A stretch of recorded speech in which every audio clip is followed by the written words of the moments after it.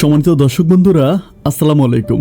দূর দূরান্তে দেশ অথবা দেশের বাইরে থেকে ঠিক এই মুহূর্তে যে যেখান থেকে আমাকে দেখছেন, আমি আপন আর যে আপন জীবনের গল্পের নতুন একটা এপিসোডে আপনাকে প্রতিদিনের মতো স্বাগতম জানাচ্ছি। দর্শক বন্ধুরা, রাজ্য জয় করতে হয় যুদ্ধ করে, আর মানুষের মন জয় করতে হয় চোখের জল দিয়ে। চোখের জল দিয়ে কি পৃথিবীর সব মানুষের মন জয় করা সম্ভব? দর্শক শ্রোতা, বাস্তবে দুনিয়াতে কিছু মানুষ কতটা ভয়ঙ্কর হতে পারে, কিছু মানুষ কতটা নরপিশাচ হতে পারে, আপনি যদি প্রবাসী আরিফ ভাইয়ের জীবনের বাস্তব গল্পটা শুরু থেকে শেষ পর্যন্ত শোনেন, তবে তা হারে হারে বুঝবেন। প্রত্যেকটা মানুষ সহ প্রবাসী ভাই বোনদের জন্য আজকের বাস্তব জীবনে গল্পটা হবে ভীষণ শিক্ষণীয়। তাই সবাইকে বরাবর মতো রিকোয়েস্ট করব গল্পটা শুরু থেকে শেষ অবধি শোনার জন্য। ধন্যবাদ সবাইকে। সম্মানিত দর্শক বন্ধুরা, আসসালামু আলাইকুম রহমতুল্লাহি ওবারাকাতুহু। আমার নাম মোহাম্মদ আরিফ, আমার বাড়ি সিলেট জেলা। দর্শক শ্রোতা, আমার জীবনের গল্পটা শুরু করার শুরুতেই আমি আপনাদেরকে আমার পরিবারের ব্যাপারে জানিয়ে রাখি। আমার পরিবারে আমি আছি, আমার বাবা আছে, মা আছে, আছে আমার দুইটা ছোট বোন। আমার পরিবারটা একটা মধ্যবিত্ত পরিবার ছিল, আরেকটু উপরে। আমার আব্বা একজন বাস ড্রাইভার। আমি খুব ছোটোবেলা থেকে দেখে আসছি বাবা মোটর লাইনে কাজ করে। আমাদের সংসারে তেমন কোনো অভাব অনটন নেই বললেই চলে। ছোটো বোনদের পড়াশোনা এবং আমার জন্য বাবা যথেষ্ট করেছে। কিন্তু আমার আব্বার একটা বেসিক প্রবলেম আছে, সেটা হচ্ছে আমার আব্বা যথেষ্ট উগ্র মেজাজে একটা মানুষ। মানে আব্বা যেটা বুঝবে আব্বা সেটাই করবে, না আব্বা কারো কথা শুনবে, না আব্বা কারো কথা মানবে, এবং যথেষ্ট বদ মেজাজে একটা মানুষ। যদি আমার বাপ এভাবে বলতে আমার খুবই খারাপ লাগে, কিন্তু যেটা সত্য গল্পের খাতিলে সেটা বলতে হবে। কিন্তু আমার মা যথেষ্ট নরম মনের একটা মানুষ। মা, আমি এমনও দেখতাম যে মাঝে মাঝে আমার আব্বা মানে মাকে মারতো, প্রচুর পরিমাণ মারতো। তো মা লজ্জায় কখনো আমাদের সামনে এসে বলতো না যে তোর বাবা আমাকে মারছে। মানে মা যথেষ্ট, আর আমার আম্মা কিন্তু একটু শিক্ষিতও ছিল। মানে তখনকার আমলে আমার আম্মা ক্লাস 5 পর্যন্ত পড়াশোনা করছে। আমার আব্বার কিন্তু তেমন কোনো অক্ষর জ্ঞান নেই। তা আমার আব্বা মোটর লাইনে চাকরি করে বাস চালিয়ে অনেক ভালো টাকা উপার্জন করে, যার জন্য আব্বার ইনকামের উপর আমাদের পুরোটা সংসার চলে। ছোটোবেলা থেকে আমি পড়াশোনার প্রতি খুব বেশি মেধাবী ছিলাম না। আমি বেশিরভাগ সময় হচ্ছে মানে ফুটবল খেলতে খুব বেশি পছন্দ করতাম। আমি আমার ফুটবল খেলাটা খুব পছন্দের একটা খেলা। তো আমি যখন ক্লাস 8-এ পড়ি, তখন আমি একদিন ফুটবল খেলতে গিয়ে আমার পা ভেঙে ফেলি। আমি যখন পা ভেঙে ফেলি, তো তখন থেকে আমার আব্বা আমার জন্য অনেক টাকা নষ্ট করে। আমাকে সিলেট সহ ঢাকার অনেকগুলো হসপিটালে নেয়। আমার পাটা একদম উল্টে গেছিলো, একদম মানে বেটের থেকে একদম বাঁকা হয়ে গেছিলো। আব্বা অনেক টাকা খরচ করে আমার ট্রিটমেন্ট করে। অ্যান্ড এরপর থেকে আব্বা আমার উপরে খুব বেশি ক্ষেপে থাকে। আব্বা বলে পড়াশোনা। আচ্ছা, ব্যাপারটা ছিল এরকম যে আমার স্কুল যখন বিকেল 4টা বাজে ছুটি হয়ে গেছিলো, অ্যান্ড 4টার পরে আমি হচ্ছে মাঠে ফুটবল খেলছিলাম। সেদিন একটু বৃষ্টি ছিল, যার জন্য হচ্ছে পিচ্ছিল খেয়ে পড়ে গেছিলাম। আব্বা বলতেছিল যে স্কুলে পাঠায় পড়াশোনা করার জন্য, কিন্তু পড়াশোনা না করে সেখানে ফুটবল খেলা হয়, তাহলে এমন স্কুল আমার লাগবে না। এরপর থেকে আব্বা আমার পড়াশোনাটা কন্টিনিউ বন্ধ করে দেয়। আমার আম্মা যতই রিকোয়েস্ট করে যে এভাবে ওর পড়াশোনাটা বন্ধ করো না, কিন্তু আমার আব্বা আমার কোনো কথা শুনতে রাজি নাই। আব্বার কথা হচ্ছে না, ও যেহেতু স্কুলে গিয়ে মানে পড়াশোনার ফাঁকে ফুটবল খেলে যেহেতু পায়ে ভেঙে ফেলছে, তাহলে ওরা আমি আর স্কুলে পড়াবো না। মানে আমি আগেই বলেছিলাম যে আমার আব্বা একটু বদমেজাজি। আব্বা যেটা বলবে আব্বা সেটাই করবে। এরপর থেকে বাবা মার পড়াশোনা বন্ধ করে দেয়। তো পড়াশোনা বন্ধ করে দেওয়ার পরে তখন আমি ক্লাস 8-এ পড়ি। আমার একটা ব্যাপার খুব খারাপ লাগতো যে আমার যত বন্ধু বান্ধব আছে তারা সবাই স্কুলে যেত, তারা ক্লাস করতো, তারা পরীক্ষা দিত। স্কুলে অনেক রকম প্রোগ্রাম হতো, অনুষ্ঠান হতো, সাংস্কৃতিক অনুষ্ঠান হতো বিশেষ করে। এই ব্যাপারগুলো আমি দেখতাম স্কুলের মাঠে দাঁড়িয়ে দাঁড়িয়ে, কিন্তু তখন আমি আর স্কুলের ছাত্র না। যদিও মা আমাকে বলছিল যে তুই একটা কাজ কর, তো নানু বাড়িতে চলে যা, তো নানু বাড়িতে গিয়ে ওইখানে একটা স্কুলে ভর্তি হ। কিন্তু আমার মনের ভিতর আমার বাবার জন্য একটা ঘৃণা জাগে যে আমি তো তেমন কোনো মহা অন্যায় করে ফেলি নাই যে আমার এই বয়সে আমার পড়াশোনাটাকে বন্ধ করে দিতে হবে। বাবা যেহেতু পড়াশোনা বন্ধই করে দিছে, তাহলে আমি আর পড়াশোনা করবো না। এরপরে চিন্তা করতেছি প্রায় 1-1.5 বছরের মতো বাসায় বসে বসে খাচ্ছি। তো এইভাবে কতদিন নিজের দিনকালও ভালো যাচ্ছে না, আর আমিও ভালোভাবে চলতে পারতেছি না। একটা পর্যায়ে হচ্ছে মাজারে আসি, মানে সিলেট যে শাহজালাল মাজারে আসি। মাজারে আসার পরে আমি দেখি যে আমার কাছে মাজারের ব্যাপারটা কেমন যেন অনেক বেশি ভালো লাগে। মানে ভালো লাগে বলতে যে মানে মাজারে আসলে বিশেষ করে ফজরের আগ মুহূর্ত, ওই মুহূর্তটা মাজারে আমার কাছে অনেক বেশি ভালো লাগে। মাজার অনেক নীরব থাকে, আর যারা সিলেট মাজারে গিয়েছেন তারা জানেন যে শাহজালাল মাজারের বাম পাশে হচ্ছে এখানে একটা মাগুর মাছ পালন করা হয়। বিশেষ করে ওই জায়গাটা অনেক বেশি সুন্দর। আমি মাঝে মাঝে হচ্ছে রাতের বেলায়, মানে রাত 12টা কিংবা 1টা বাজে আমাদের এলাকাতে সিএনজি আছে, সিএনজিগুলো মাঝে মাঝে শহরের দিকে যায়। তো ও সিএনজি করে আমি হচ্ছে মানে সিলেট শাহজালাল শাহপুরানের মাজারে যাইতাম। একটা মাজার ঘুরতে বা মাজারে থাকতে আমার অনেক ভালো লাগে। এভাবে যেতে যেতে আমি চিন্তা করতেছি যে আমি এখানে কিছু একটা করব, মানে টুকিটাকি একটা ব্যবসা করা আমার ইচ্ছা। তো মাজারের সামনে আপনারা অনেকেই খেয়াল করে দেখবেন যে বিভিন্ন রকমের মিষ্টি বিক্রি করা হয়, মানে শক্ত, তারপরে পেয়ারা, অনেক রকমের মিষ্টি মাজারের সামনে বিক্রি করা হয়। যদিও এগুলো মিষ্টি, বাট মাজারের ওখানে বিক্রি করা হয় তবরুক হিসাবে, মানে প্রসাদ, হিন্দুরা প্রসাদ বলে আর মুসলমানরা তবরক বলে, এই তবরক হিসাবে বিক্রি করা হয়। তো আমি দেখলাম যে এই ব্যবসাটা করার জন্য অনেক বেশি টাকা লাগে না, খালি জায়গাটা নেওয়ার জন্য অল্প কিছু টাকা লাগে, আর হচ্ছে এরপরে সামথিং কিছু মাল কিনে আনলেই মোটামুটি ব্যবসাটা অনেক ভালো হয়। আমি তখন ওখানে অনেক দিন ধরে অনেক দিন ধরে থাইকে এখানে চিন্তা করতেছিলাম যে আমি এখানে একটা ব্যবসা করব। তো আমি ব্যবসার কথা আমার বাবাকে বলি না, কারণ আমি জানি যে আমার আব্বাকে বললে আমার আব্বা কোনোদিনও রাজি হবে না, কারণ এই জীবনে বাবা কোনোদিনও আমার কথা শুনে নাই। এরপর আমি কী করলাম, যে ব্যাপারটা আমার মাকে গিয়ে বললাম যে মা, এই ঘটনা, এখানে আসলে ব্যবসার জন্য খুব ভালো একটা জায়গা প্রসিদ্ধ, আর এখানে ব্যবসা করলে দেখো শুধু ব্যবসা না, এখানে আমি সোয়াবও পাবো, মানুষ আমার কাছ থেকে কিনবে, তারপরে হচ্ছে এটা মানে প্রসাদ বা হিসাবে, তবারক হিসাবে মানুষ খাবে। তাহলে তো মা ধরো এটা আমার জন্য একটা সোয়াবের ব্যাপার, 5 ওয়াক্ত নামাজ পড়বো। তাহলে আমার মা ব্যাপারটা চিন্তা করে দেখলো যে এটা কিন্তু খারাপ না, যে মাজারের সামনে একটা ছোটো দোকান দেওয়া মানে 5 ওয়াক্ত নামাজ পড়া, তারপরে মাজারে তো আর অত খারাপ মানুষজন আসে না, সবই ভালো মানুষ, ভালো মানুষের সঙ্গে থাকা। তখন মা চিন্তা করলো যে কিন্তু আমার আব্বা কোনোভাবে টাকা দিবেন এটা মা নিজেও ভালো করে জানে। অ্যান্ড সবশেষ মা আমার নানু বাড়িতে যায়, নানু বাড়িতে গিয়ে আমাকে তখন 30,000 টাকা এনে দেয়। 30,000 টাকা এনে দেওয়ার পরে সালটা ছিল, আমি বলে রাখি, 2010-11 মাঝামাঝি সময়। তো টাকা নিয়ে আসে, আনার পরে মা আমাকে টাকাটা দেয়, এটার পরে আমি ব্যবসাটা স্টার্ট করি। তো প্রথম 1-2 মাস অতটা ভালো যায় নাই, কারণ হচ্ছে এখানে কিন্তু যারা ব্যবসা করে তারা সবাই কিন্তু অনেক বেশি মানে ইন্টেলিজেন্ট। ধরেন একটা কাস্টমার আসছে, একটা কাস্টমার একটা মিষ্টি কিনলো, দেন আরও অন্যরকম মিষ্টি তাদেরকে বিভিন্ন রকমের কথাবার্তা বলে, বিভিন্ন রকমের কথার ছলে ফেলে আরও 2-3 কেজি মিষ্টি তাদের কাছে বিক্রি করে। এই ব্যাপারটা কিন্তু আমি পারতাম না। একটা কাস্টমার আসছে, একটা জিনিস আমার কাছ থেকে কিনছে, চলে গেছে, ব্যাস, আমি আর ওই কাস্টমারের কাছে দ্বিতীয় কোনো জিনিস বিক্রি করতে পারতাম না। তো এই জন্য আমি আসলে অতটা এক্সপার্ট ছিলাম না, বাট আমি অনেক বেশি সৎ ছিলাম, যে কাস্টমার যেটা চাইতে আমি কাস্টমারকে সেটাই দিতাম। তো 2-3 মাস পরে দেখতেছি যে এভাবে আসলে চলা সম্ভব না, একটু অসৎ লাইনে না গেলে আমি আমার ব্যবসাটাকে কন্টিনিউ করতে পারবো না। এরপর থেকে যখন কাস্টমার আসে আমি বিভিন্ন ভুং ভাং বুঝি, আমি মোটামুটি ওদেরকে অনেক রকমের উল্টাপাল্টা মিষ্টিও দিয়ে দিই। তো এভাবে যেতে যেতে ব্যবসাটা একটা সময় অনেক বেশি ভালো হয়, আমি অনেক টাকা উপার্জন করি, আমার দিনটাও মোটামুটি ফিরে যায়। তখন আমার ছোট 2টা বোন, মানে আমি হবার 5 বৎসর পরে আমার ছোট 2টা বোন হয়েছে। তো আমার ওই ছোট 2টা বোন কিন্তু অনেক ছোট, আমার থেকে অনেক ছোট। আমি বলে রাখি, আমি হবার পরে আমার আম্মার পেটে একটা টিউমার হয়েছিল। তো টিউমারের কারণে আমার আম্মা অনেকগুলো বাচ্চা নষ্ট করছে, কারণ বাচ্চা নিতে পারতেছিল না। ডাক্তার বললো যে বাচ্চা নিলে মা মারাও যেতে পারে বাচ্চা প্রসবের সময়। তো এই জন্য প্রায় 5 বৎসর মতো আমার আম্মা কোনো সন্তান নেয়নি, অ্যান্ড 5 বৎসর পরে আমার ছোট 2টা বোন হয়েছিল। এভাবে আমাদের দিনগুলো কাটতেছিল। তখন আমি মোটামুটি আমার আব্বার টাকা আর আমাদের সংসারের জন্য লাগে না, আমি যে টাকা উপার্জন করে মাজারের সামনে সেই টাকা দিয়ে আমাদের সংসারটা অনেক ভালোই চলে। আর আমি ছোটো বোনদের পড়াশোনা, তারপরে আমার মায়ের জন্য বাজার সাজার, মায়ের খরচ, আনুষঙ্গিক যত কিছু আছে সব কিছু আমি আমার নিজের টাকায় করি। তখন আমার আব্বা মাঝে মাঝে আমার মাকে একটু টিটকারি মেরে বলে আর কি, যে এখন থেকে তো আর আমার কামাই খাওয়ার দরকার নেই, আরেকটা বিয়ে করে ফেলো, তোমার তো কামাইদার একটা ছেলে আছে। আমার আব্বা মাঝে মাঝে এই ধরনের কথাগুলো আমার মাকে বলতো। আমি কথাগুলো শুনতাম, কিন্তু বুঝতে পারতাম না যে কেন আসলে মা এই কথাগুলো আমার আব্বাকে বলে। তো আমার বাবা কেন আমার মাকে এই ধরনের কথাগুলো বলে। তো সবশেষ আমি ভাবতাম যে হয়তো ওদের মাঝে রোমান্টিকতা আছে, দুষ্টমি আছে, মজা মাস্তি করেও তো হাজব্যান্ড ওয়াইফে কথা বলে, এই জন্য হয়তো ওরা বলে। আর এই ব্যাপারটা নিয়ে আমি কোনো রকম কথা বলি নাই। এরপর হাঁটি পাপা করে আমি সামনের দিকে এগিয়ে যাচ্ছি। যেতে যেতে সালটা তখন 2012 কি 13 দিকে হবে। 2012 কি 13 দিকে আমি চিন্তা করতেছিলাম যে মানে আমার সময়টা তখন ভালো কাটতেছিল না। দেখা গেল কি যে সারাদিন মাজারে বেচা বিক্রি করি, এরপরে যখন রুমে আসি কেমন জানি খুব বেশি খারাপ লাগে, মানে ভালো লাগে না, সময়টা ভালো কাটে না, কেমন জানি একটু মানে হয় না যে একটু ভালো লাগে না, বিশেষ করে কেমন জানি একটু নীরব, মানে একা একা লাগে, সব কিছু কেমন জানি একটু ঘোলাসে মনে হয়, একটু এলোমেলো মনে হয় যে জীবনটা কেন জানি একেবারে সাদা কালোর টিভি পৃথিবীর মতো হয়ে গেছে, নেই কোনো রঙিন জলছলে আলোমেলো।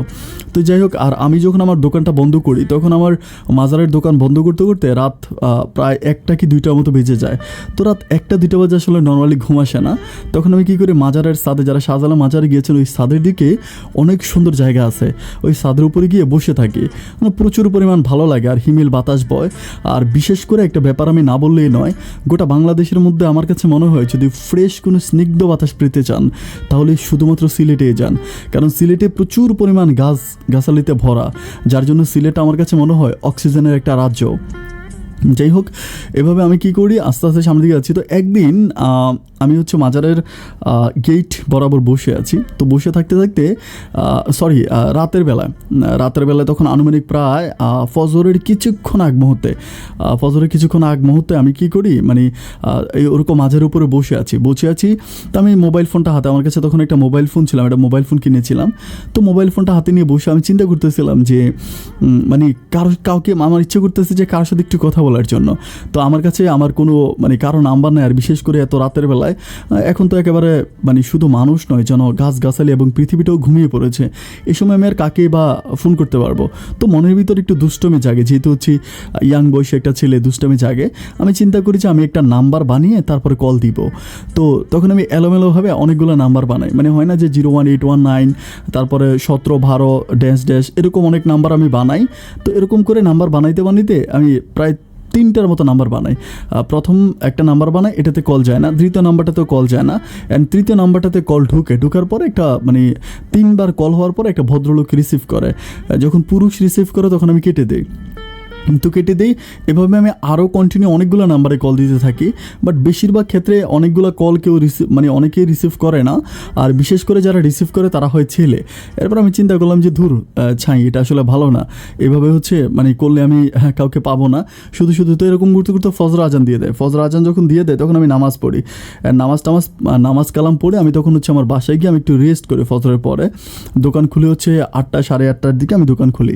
তো এরপর আমি বাসায় গিয়ে রেস্ট করে আমি যখন আমি ঘুম থেকে উঠি, আর আরেকটা ব্যাপার কি, আমি ঘুমানোর সময় সবসময় আমার মোবাইল ফোনটা সাইলেন্ট করে রাখি। আমি ঘুমানোর সময় ট্রাই করি আমার মোবাইল ফোন সাইলেন্ট করে রাখার জন্য, কারণ আমার একটু আমার মাইগ্রেনে একটু প্রবলেম আছে। ধরেন আমি যখন ঘুমাচ্ছিলাম এই সময় যদি হঠাৎ করে মোবাইল ফোন বেজে ওঠে তাহলে আমার মাথা প্রচণ্ড রকম ব্যথা করে। এই জন্য আর আমি ওই মোবাইল ফোনটা সাইলেন্ট করে তারপরে ঘুমাই। তো আমি ঘুমাচ্ছিলাম, একটা পর্যায়ে মানে ঘুম থেকে যখন আমি উঠি সকালবেলা, আমার উঠতে অনেক লেট হয়ে যায়। তো আমি ঘুম থেকে উঠে তাড়াতাড়ি হচ্ছে নাস্তা করে দোকান খুলে প্রায় আমি 12টা 1টা পর্যন্ত দোকান করি। বাট এরই মাঝে আমার কিন্তু একটাবারের জন্য মনে ছিল না যে মোবাইলটা যে সাইলেন্ট করা, এটা সাইলেন্ট করাই ছিল। তখন আমি 12টা বাজে আজানের সময় নামাজ পড়ার জন্য মোবাইল ফোন সাইলেন্ট করবো আর কি। এটা আমি মোবাইল ফোনটা হাতে নেওয়ার পরে সাইলেন্টের জায়গায় গিয়ে আমি দেখছি আর মোবাইল ফোন তো অলরেডি সাইলেন্ট করা, এবং আমি দেখি যে আমার ফোনের ভিতরে একটা নাম্বার থেকে প্রায় 17টার মতো কল আসছে। তো 17টার মতো কল দেখে আমি খুব সারপ্রাইজ হয়ে যাই। আমি তখন কোনো কিছু না বলে আগে চাই মাজার গিয়ে আমি নামাজটা কমপ্লিট করি। নামাজটা পড়ে যখন আমি বের হওয়ার পর আমি চিন্তা করতেছিলাম যে 17টা কল আমাকে দিয়েছে, মানুষটা কে হতে পারে। তো আমি চিন্তা করতেছিলাম এখন যদি কল দেয় তাহলে হয়তো আমি তার সাথে কথা বলতে পারবো না, কারণ নামাজের পরে কাস্টমার বের হবে, তখন আমার কাছ থেকে তবারক কিনবে। তো আমি আর কাউকে কল না দিয়ে আমি অপেক্ষা করতে থাকি। অ্যান্ড বিকেলবেলা 4টা বেজে যায়। আমি কিন্তু সবসময় 2:30 থেকে 3টার মধ্যে দুপুরে খাবার খাই। দুপুরে খাওয়ার পরে একটু রেস্ট করি। তো ওই রেস্টের সময় আমি কী করি, নাম্বারটাতে কল দিই। নাম্বারটা যখন কল দিই, নাম্বারটা একটা মেয়ে রিসিভ করে। আমি এটাকে সালাম দিচ্ছি, আসসালামু আলাইকুম।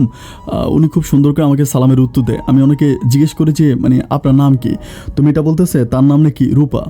আমি বললাম যে রূপা, আপনি কি আমাকে চিনেন বা আপনি আমাকে অনেকগুলো কল দিয়েছিলেন? তো মেয়েটা প্রথমে যদিও একটু সফট থাকে, এরপর একটু হার্ড হয়ে যায়। আমাকে বলে আমি আপনাকে কল দিয়েছিলাম নাকি আপনি আমাকে কল দিয়েছিলেন? আমি বলি যে আমি কল দিয়েছিলাম বলে তো আমার কাছে মনে পড়তেছে না। তো বলে যে কালকে রাতে আপনি আমার নাম্বারে কল দিয়েছিলেন, এবং একটা না 2টা কল দিয়েছিলেন, আমি কলটা রিসিভ করি নাই। তখন আমার হঠাৎ করে মনে পড়ছিল, হ্যাঁ কালকে রাতে তো আমি অনেকবার অনেকগুলো আননোন নাম্বারে কল দিয়েছিলাম, হয়তো আননোন নাম্বারের ভিতরে মেইন নাম্বারটাও ছিল। তো আমি তো বললাম কালকে রাতে আপনাকে কল দিয়েছিলাম, কই আপনি তো আমার কল রিসিভ করেন নাই।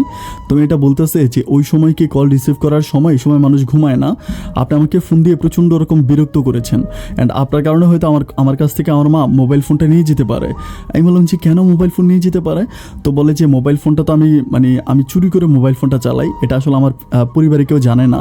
তো আমি যখন মোবাইল ফোনটা খুঁটের মধ্যে, মানে খুঁট বলতে মেয়েদের সেলোয়ারের ভিতরে মানে এরকম র্যাক করে ওরা মোবাইল ফোন রাখে, তো বলে যে খুঁটের মধ্যে আমি মোবাইল ফোনটা রেখে ঘুমাইছিলাম।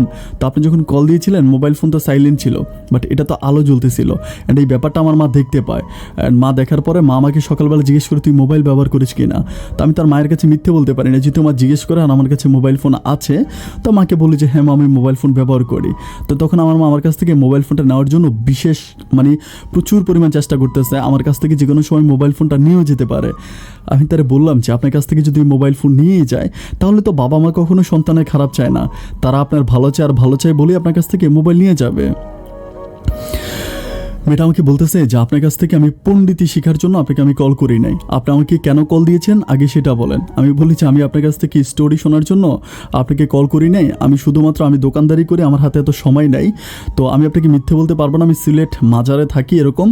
আমি এভাবে কল দিয়েছিলাম। কল দেওয়ার পরে আননোন করে নাম্বারে কল দিয়েছিলাম, আমার ভালো লাগতেছিল, মানে ইচ্ছে করতেছিল যে অপরিচিত কারোর সাথে কথা বলার জন্য। তো আমি এই জন্য কল দিয়েছিলাম, বাট কলটা ভুল করে আপনার কাছে চলে গেছে। তো মেয়েটা তখন হাইসা বলতেছে যে দিয়েছিলেন তো আননোনদের কাছে, তো আবার ভুল করে আসছে কি, কল তো ঠিকই আসছে, বলেন আপনি আমাকে কল দিয়ে কাজটা মানে মোটেও ঠিক করেন নাই। আমি তারা বললাম যে আচ্ছা ঠিক আছে, আপনি যদি মানে আমার কলের কারণে বিরক্ত হয়ে থাকেন, আপনার যদি কোনো প্রবলেম হয়ে থাকে তাহলে আমি আমার দৃষ্টিকোণ থেকে, আমার জায়গা থেকে আমি ক্ষমা চেয়ে নিচ্ছি, আপনি আমাকে মাফ করে দেন। তখন মেয়েটা আমাকে বলতেছে যে ক্ষমা চাইলেই কি সব কিছু ক্ষমা করা যায়? এখন যে আমার আম্মা জেনে গেল আমি মোবাইল চালাই, আমার কাছ থেকে যদি মোবাইলটা নিয়ে যায় তাহলে তো এটার দায়ভারটা আপনাকেই নিতে হবে। আমি বললাম আচ্ছা ঠিক আছে, আপনার মা যদি আপনার কাছ থেকে মোবাইল ফোনটা নিয়ে যায় তাহলে আমি আপনাকে একটা মোবাইল ফোন কিনে দিব, এবার হয়েছে তো, এবার ফোনটা রাখেন। এটা বলে আমি ফোনটা কেটে দিই, কারণ আমার দোকান খুলতে হবে, আবার আসরের নামাজের পরে কাস্টমার আসবে। তো তারপর আমি দোকান খুলে আবার কন্টিনিউ দোকান করতেছি। যাক আলহামদুলিল্লাহ ভালো হয়ে যাচ্ছে। আর 3-4 দিন আমার মোবাইলে কোনো কল আসতেছে না। 3-4 দিন পরে একটা আননোন নাম্বার থেকে আমার মোবাইলে আবারও কল আসে। তো আননোন নাম্বারটা থেকে যখন কল আসে আমি কলটা রিসিভ করার পরে আমি দেখতে পাই সেই মেয়েটা, মানে রূপা নামে সেই মেয়েটা আমাকে বলতেছে যে আপনি কেমন আছেন। আমি মানে একটু উগ্র মেজাজি হয়ে বলতেছে। আমি বললাম যে হ্যাঁ ভালো আছি। আমাকে বলতেছে শুধু ভালো আছি বললে তো হবে না, আপনি আমার ক্ষতি করছেন, এখন আপনি আমার ক্ষতিপূরণ দিবেন। আমি তার বলি যে কী ক্ষতিপূরণ দিতে হবে আমাকে বলেন তো। আমাকে বলতেছে যে আপনার কারণে আমার মা আমার কাছ থেকে শেষ পর্যন্ত মোবাইল ফোনটা নিয়েই গেল, আর আপনি আমাকে বলেছিলেন যে আমার মা যদি আমার কাছ থেকে মোবাইল ফোন নিয়ে যায় তাহলে আপনি আমাকে একটা মোবাইল ফোন কিনে দিবেন, তাহলে এখন যেহেতু আম্মা আমার কাছ থেকে মোবাইল নিয়ে গেছে আপনি আমাকে একটা মোবাইল কিনে দেন। আমি তার বললাম যে আপনার মা আপনার কাছ থেকে মোবাইল নিয়ে গেছে, আজকে নিয়ে গেছে তো কালকে দিয়ে দিবে, প্রবলেম কি?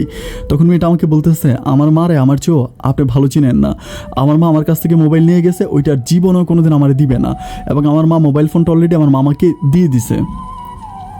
আমি তখন তারে বলি যে দেখেন আমি কি করতে পারি এখন আমাকে বলেন তো। আসলে হয় না যে প্রেম প্রীতি ভালোবাসা করার জন্য যেরকম সময় দরকার ওরকম সময় কিন্তু আমার কাছে নাই। দোকানদারি করা, নামাজ পড়া, ঘরে গিয়ে রান্নাবান্না করা, খাওয়া দাওয়া করা, এরপরে আমি আর অবশিষ্ট তেমন কোনো সময় পাই না কারোর সাথে প্রেম প্রীতি করার জন্য। এরপরে যখন মেয়েটা কল দিচ্ছিল আমি তার সাথে কথা বলতেছিলাম, তো আমাকে বলতেছিল যে এখন আপনি আমাকে একটা মোবাইল ফোন কিনে দিবেন। আমি তার বললাম যে ঠিক আছে, আপনার কাছ থেকে না হয় আপনার মা মোবাইল নিয়ে গেল, তাহলে এই যে আপনি আমাকে এখন কীভাবে কল দিলেন? তো বলতেছে আমি কলেজে আসছি, কলেজে আসার পর আমার বান্ধবীর নাম্বার থেকে কল দিছি। আমি বললাম যে আপনি কলেজে পড়েন? তো বলে হ্যাঁ কলেজে পড়ি। আমি বললাম আচ্ছা ভালো কথা, তো আপনি তো মানে আমাকে বলেছিল তার বাসা ঢাকাতে, তাই আমি বললাম যে ঢাকার মতো একটা জায়গায় থাকেন, আপনার তো অনেক বন্ধু বান্ধব আছে, কারো কাছ থেকে কয়টা টাকা টান দিয়ে নিয়ে তো আপনি একটা মোবাইল ফোন কিনে ফেলতে পারেন। মেয়েটা আমার উপরে তখন প্রচণ্ড রকম খেপে যায়, আমাকে অকথ্য ভাষায় গালাগালি করতে থাকে যে এরকম রাতের বেলা আপনি আমাকে ফোন দিয়ে আপনার কারণে আমার মোবাইল ফোনটা চলে গেছে, মানে প্রচুর পরিমাণ আমাকে বকা দিয়ে লাইনটা কেটে দেয়। এরপরে আমি চিন্তা করতে থাকি যে আই আল্লাহ, কথাটা তুমি এটা একেবারে খারাপও বলে নাই, কারণ আমি তাকে রাতের বেলায় কল দিয়েছিলাম বলেই কিন্তু তার মা তার কাছ থেকে মোবাইল ফোনটা নিয়ে গেছে। এভাবে আরও 2টা দিন কেটে যায়। 2টা দিন কাটার পরে আমার কেন জানি নিজের বিবেকের সাথে আমি যুদ্ধ করে বারবার হেরে যাই। আমি তখন ওই তার বান্ধবীর নাম্বারটাতে আবারও কল দেই। কল দেওয়ার পরে তার বান্ধবী কলটা রিসিভ করে। আমি তখন সালাম দিয়ে সুন্দর করে বলি যে আমার নাম আরিফ, আমি সিলেটে থাকি। তখন আমাকে বলে হ্যাঁ রূপা বলেছিল আপনার কথা, আপনার নাকি রূপাকে কল দেওয়ার পরে রূপার মা রূপার কাছ থেকে মোবাইল নিয়ে গেছে। আমি বলি দেখেন আমি তাকে মেয়েটার সাথে কথা বলি। তো বলে ভাইয়া এখন আপনি আমাকে কল দিয়েন না, কালকে কল দিয়েন, কলেজে গেলে তখন রূপা থাকবে, তো আমি আপনাকে রূপার সাথে কথা বলাই দিব। তো আমি বললাম ওকে ফাইন ঠিক আছে। এরপরে যখন মেয়েটা কলেজে যাওয়ার পরে তাকে মানে রূপা কল দেয়, মানে সরি আমি কল দিই। কল দেওয়ার পরে মেয়েটাকে আমি বললাম যে রূপা আছে? তো বলে আছে। এমন একটু রূপাকে দেন। তো রূপাকে দিল, আমি রূপার সাথে কথা বলতেছি। করছিলাম। মেয়েটা আমাকে বলতেছে আমার তো 12টা বাজাই দিছেন, এখন কি একটা বাজানোর জন্য কল দিছেন? আমি বলি 12টার পরে 13টা বাজবে, একটা না, কারণ আমি 24 আওয়ার্সে বিশ্বাস করি। তো এভাবে যাই হোক দুষ্টামি করতে করতে আমি মেয়েটাকে বললাম মানে আমার তো একটা চিন্তা ভাবনা হচ্ছে আমার কাছে আসলে আমি ভালো টাকা উপার্জন করি। দেখা গেলো কি যে মাসে আমার অনেক টাকা 17-18 হাজার টাকা মতো আমি উপার্জন করি। তো আমার চিন্তা ভাবনা হচ্ছে যে মানে তখন একটা মোবাইল ফোন লাইক 3,000 টাকা হলে ভালো, মানে মোটামুটি একটা মোবাইল ফোন কেনা যায় আর কি। যে মানে তখন তো ওই বাটন সিস্টেম মোবাইলগুলোই বেশি ছিল। তো আমি তারা বলি যে আচ্ছা আমার কাছে না কয়টা দিন ধরে আমার নিজের বিবেকের সাথে যুদ্ধ করে আমি আর পেরে উঠতে পারতেছি না, আমার কেন জানি নিজের কাছে অনেক বেশি খারাপ লাগতেছে। আমি যদি আপনাকে টাকা দিই আপনি কি আমার কাছ থেকে কয়টা টাকা নিয়ে একটা মোবাইল ফোন কিনবেন? তখন মেয়েটা আমাকে বলে যে দেখেন আমি সেদিন আপনাকে বলেছিলাম আমাকে মোবাইল ফোন কিনে দেওয়ার জন্য, এটা আমি দুষ্টমি করে বলেছি আর বিশেষ করে রেগে বলেছিলাম। তো প্লিজ আপনার কোনো মোবাইল ফোন আমার লাগবে না, আর আপনি আমার বান্ধবীকে ফোন করে বিরক্ত করবেন না। আমি বললাম যে আপনার বান্ধবী কি আমার ফোনের কারণে বিরক্ত হয়? আমাকে বলে যে বিরক্ত হয় তো, তা না একটা মানুষ ফোন দিলে বিরক্ত হবে না? আমি বললাম আপনি যেরকম সারা দুনিয়াটাকে সেরকম ভাবার কোনো দরকার নাই। আপনার ঘরে প্রবলেম, আপনার বাসায় প্রবলেম, আপনার মাথায় প্রবলেম, আপনার সব জায়গায় প্রবলেম, কিন্তু আপনার বান্ধবীর তেমন কোনো প্রবলেম নেই। তো আমাকে বলতেছে কয় বছর আমার বান্ধবীর সাথে কথা বলেন? আমি বলি একটা মানুষের সাথে পরিচয় হওয়ার জন্য, একটা মানুষকে জানাশোনার জন্য বৎসরের পর বৎসর কথা বলার কোনো দরকার নাই, একটুখানি কথা বলে মানুষের হৃদয়টা স্পষ্ট বোঝা যায়। তখন মেয়েটা বলে যে থাকেন আপনি আপনার হৃদয় নিয়ে, এটা বলে লাইনটা কেটে দেয়। আমি অনেকগুলো কল দিই তখন আর আমার কল কেউ রিসিভ করে না। অ্যান্ড রাতের বেলায় যখন কল দিই তখন ওর বান্ধবী কলটা আবারও রিসিভ করে। আমি এটাকে জিজ্ঞেস করেছি আপনি কি আমার কলের কারণে বিরক্ত হচ্ছেন? আমাকে বলে যে না ভাইয়া আমি আপনার কলের কারণে কেন বিরক্ত হব। আমি বললাম না আপনার বান্ধবী রূপা বললো যে আমি আপনাকে কল দিয়ে নাকি বিরক্ত করছি। তখন মেয়েটা হাসতে হাসতে বলে আপনি রূপার কথা বাদ দেন তো, একটা পাগল, ওর কথা চিন্তা ভাবনা করে কোনো লাভ নাই। আচ্ছা আপনি আমাকে কেন কল দিয়েছেন বলেন তো? আমি বললাম আমি তো তখন রূপার সাথে কথাটা কন্টিনিউ করতে পারি নাই, হঠাৎ করে ফোনটাও কেটে দিল। তা আমাকে বলতেছে ভাই আমাদের কলেজ শুরু হয়ে গেছিলো, তো আমাদের কলেজের ক্লাস শুরু হয়ে গেছিলো, এই জন্য আমরা হঠাৎ করে কল কেটে দিয়ে আমরা ক্লাসে ঢুকে গেছি। তো আমি তার মেয়েটাকে আমি সব কিছু খুলে বললাম যে দেখেন আমি এরকম হচ্ছে সিলেট মাজারের সামনে আমার একটা হচ্ছে দোকান আছে। দোকান বলতে আমি হচ্ছে বিভিন্ন রকমের আপনার তবারক বিক্রি করি, মিষ্টি তবারক বিক্রি করি। তুমি এটা আমাকে বললে যে এটা কোথায়? আমি বললাম যে মানে আপনি তো সিলেট শাহজালাল মাজারের নাম শুনেছিলেন। তো বলে হ্যাঁ শাহজালাল মাজারের নাম শুনেছিলাম, বাট আমি কখনো যাই নাই। আমি বললাম যে এটা শাহজালাল মাজারেই, মানে শাহজাল সাহেবের মাজারের একদম সামনে আমার দোকানটা। তো বলতেছে যে ভাই আমার না ব্যাপারটা অনেক বেশি ভালো লাগে, আর আমার না মানে অনেক বেশি ইচ্ছে ওই মাজারে আসার। তাই আমি বললাম যে ঠিক আছে আপনার যদি মানে আসার যদি ইচ্ছা হয় তাহলে আপনি আইসেন। আমি আমার নাম বলি যে মাজারের সামনে যে কোনো দোকানদারকে যদি জিজ্ঞেস করেন আমার নাম বলে দেখাই দিবে। তো বলো আচ্ছা ঠিক আছে তাহলে কিন্তু আমি যাবো। আমি বললাম হ্যাঁ আইসেন কিন্তু। এভাবে আরও লাইক হচ্ছে 2-3 দিন কেটে যায়। তখন আর আমি ওই মেয়েটাকেও কল দিই না, একেও কল দিই না, দুজনে কাউকেই কল দিই না। তো আরও প্রায় 8-10 দিন পরে একদিন আমি কী করি, রুমের মধ্যে শুয়ে আছি সকালবেলা, তখন প্রায় 7টা থেকে 7:30 বাজে। তো আমাদের পাশের দোকানদার একটা মানে লোক আমাকে গিয়ে ঢাকাঢাকি করতেছে আরিফ আরিফ বলে জোরে জোরে। আমি তখন তাড়াতাড়ি উঠে জিজ্ঞেস করি যে ভাই কী হয়েছে? আমাকে বলে যে ভাই ঢাকা থেকে কিছু একটা পরিবার আসছে, ওই তোমাকে খোঁজ করতেছে। তখন আমি চিন্তা করতেছি যে ঢাকা থেকে কোন পরিবার আমার খোঁজ করতেছে। তখন আমি মানে বেরিয়ে আসার পরে আমি তখন লুঙ্গি আর গেঞ্জি পরা থাকি। তো লুঙ্গি গেঞ্জি পরা থেকে আমাকে দেখা মানে আমি দেখতেছি যে মানে দুইটা একটা ছেলে মোটামুটি একটু ছোট, আর দুইটা মেয়ে, আর দেন হচ্ছে একটা মানে বাবার বয়সী একটা লোক, আর মানে একটা মা। তো ওদেরকে দেখার পর আমি জিজ্ঞেস করি, আমি বললাম যে আমি আরিফ। তখন একটা মেয়ে আমার কাছে সামনে এসে বলতে আরিফ ভাই আমাকে চিনতে পারছেন? আমি বলি না চিনতে পারি নাই। পরে বলো ওই যে আমি হচ্ছে মানে রূপার বান্ধবীর ঢাকাতে। আমি তখন অবাক হয়ে যাই যে আরে আমি তো ওকে বলছিলাম। পরে আমি বলি ও আচ্ছা আপনি তো ঠিক আছে কিছু না মনে করলে আমার বাসার দিকে আসেন। তো আমি কী করি মানে ওদেরকে আমার মানে ওর বাবা মা তারপর ওর ভাই আর ওকে আমি আমাদের বাসায় নিয়ে যাই, অ্যান্ড ওর বোনটা সব সাথে ছিল, বাসায় নিয়ে যাই। তো আমার যেহেতু ব্যাচেলার রুমের মধ্যে থাকে আমার বাসাটা আসলে ওভাবে পরিষ্কার পরিচ্ছন্ন না, মানে যথেষ্ট ময়লা টয়লা পড়ে আছে। বাট আমি কি করি তখন আমার মানে ওনার মানে মেয়ের মা আর হচ্ছে মানে মেয়ের ছোটো ভাই, ওরা 2 বোন আর মা আর ছোটো ভাইটাকে আমি এইখানে রাখি, ওরা রাখে। অ্যান্ড মেয়ের বাবাটা বলতেছে সে নাকি নামাজ পড়তে যাবে। আমাকে বলতেছে বাবা আমি নামাজ পড়বো। উনি আসলে কী জানি একটা নামাজ পড়ে ওই সময়, উনি একটু ইসলামিক মাইন্ডের মানুষ। ওই সময় এটা কি একটা নামাজ জানি পড়ে উনি, এটা আসলে আল্লাহ শুকরিয়া আদায় করার জন্য মাজারে। তো আমি বলেছি ঠিক আছে আপনি নামাজ পড়লে আসেন, আমার সাথে আসেন। আমার টার্গেট হচ্ছে আমি ওনাকে নামাজ পড়বো আর সবার জন্য নাস্তা নিয়ে আসবো। তো আমি ওনাকে উনি নামাজ পড়ার জন্য মাজারে যাই। আমি বলি যে আপনি নামাজ শেষ করে মাজারের সামনে আসবেন, আমি এখানে আপনার জন্য ওয়েট করবো। তো আমি গিয়ে ওদের জন্য সকালে নাস্তা নিয়ে আসি। নাস্তা নিয়ে আনার পরে উনি নামাজ পড়ে বের হওয়ার পর আমি বললাম যে চলেন রুমে চলেন। অ্যান্ড রুমে যাওয়ার পর একটা জিনিস আমি দেখি দেখে খুব অবাক হয়ে যাই। অবাক হয়ে যে আমার রুমটাকে এত সুন্দর করে সাজিয়ে ফেলছে, মানে একেবারে এত সুন্দর করে সাজিয়ে দিছে, মনে হয় আমি অবাক হয়ে যাই। আমি মেয়ের মাকে জিজ্ঞেস করি যে কী ব্যাপার আন্টি, আমার রুমে এত মানে এত সাজুগুজু করা কেন? তো বলে যে বাবা বসে বসে কী করবো, তোমার রুমটারে সাজিয়ে দিলাম। আমার তো ভালো লাগে যে আমি আসলে কল্পনাও করতে পারি যে অপরিচিত একটা মানুষ, যাদেরকে আমি কখনোই দেখি নাই, এত আননোন একজন পার্সন, মানে ওরা আমার রুমটাকে এত সুন্দর করে সাজিয়ে গোছিয়ে দিছে। আমার কাছে ব্যাপারটা অনেক বেশি ভালো লাগে। যাই হোক, এরপর ওরা দুপুর পর্যন্ত আমার বাসায় থাকে, খাওয়া দাওয়ার জন্য আমি রিকোয়েস্ট করি, বাট ওরা খাওয়া দাওয়া করবে না। ওরা মাজারে ঘুরে তারপর আবার মানে ওরা আবার বিভিন্ন জায়গায় যাবে সিলেটে। তো আমি বলি যে ঠিক আছে, যাওয়ার সময় আমার সাথে দেখা করে যাবেন। এরপর সারাদিন কেটে যায়, ওনারা আর আমার সাথে দেখা করে না। তো আমি রাতের বেলা মেয়েটার নাম্বারে কল দিই, কল দেওয়ার পরে মেয়েটা রিসিভ করে। আমি বলি কী ব্যাপার, আপনি তো আর সিলেটে আসলেন না, আমার সাথে দেখা করলেন না? তো বলতেছে ভাইয়া ঘুরেফেরা করতে করতে অনেক রাত হয়ে গেছে, আমরা বিছনাকান্দি, তারপরে সুন্দরবন, আবার অনেক সুন্দর সুন্দর জায়গাগুলোতে গেছিলাম, সাদা পাথর গেছিলাম, তো সময়টা অনেক চলে গেছে, যার জন্য আমরা তাড়াতাড়ি ফিরে চলে আসছি। আমি বলে আচ্ছা যে কোনো প্রবলেম হয় নাই তো? বলে যে না, কোনো প্রবলেম হয় না, আমরা এখনও যাচ্ছি, আমরা স্টিল এখনও বাসের মধ্যে আছি। তো কথা বলতে বলতে আমি তারা বললাম যে আচ্ছা ফাইন। এর পরের দিন মেয়েটার বান্ধবী ওই যে রূপা আমাকে আবারও কল দেয় মেয়েটার নাম্বার থেকে।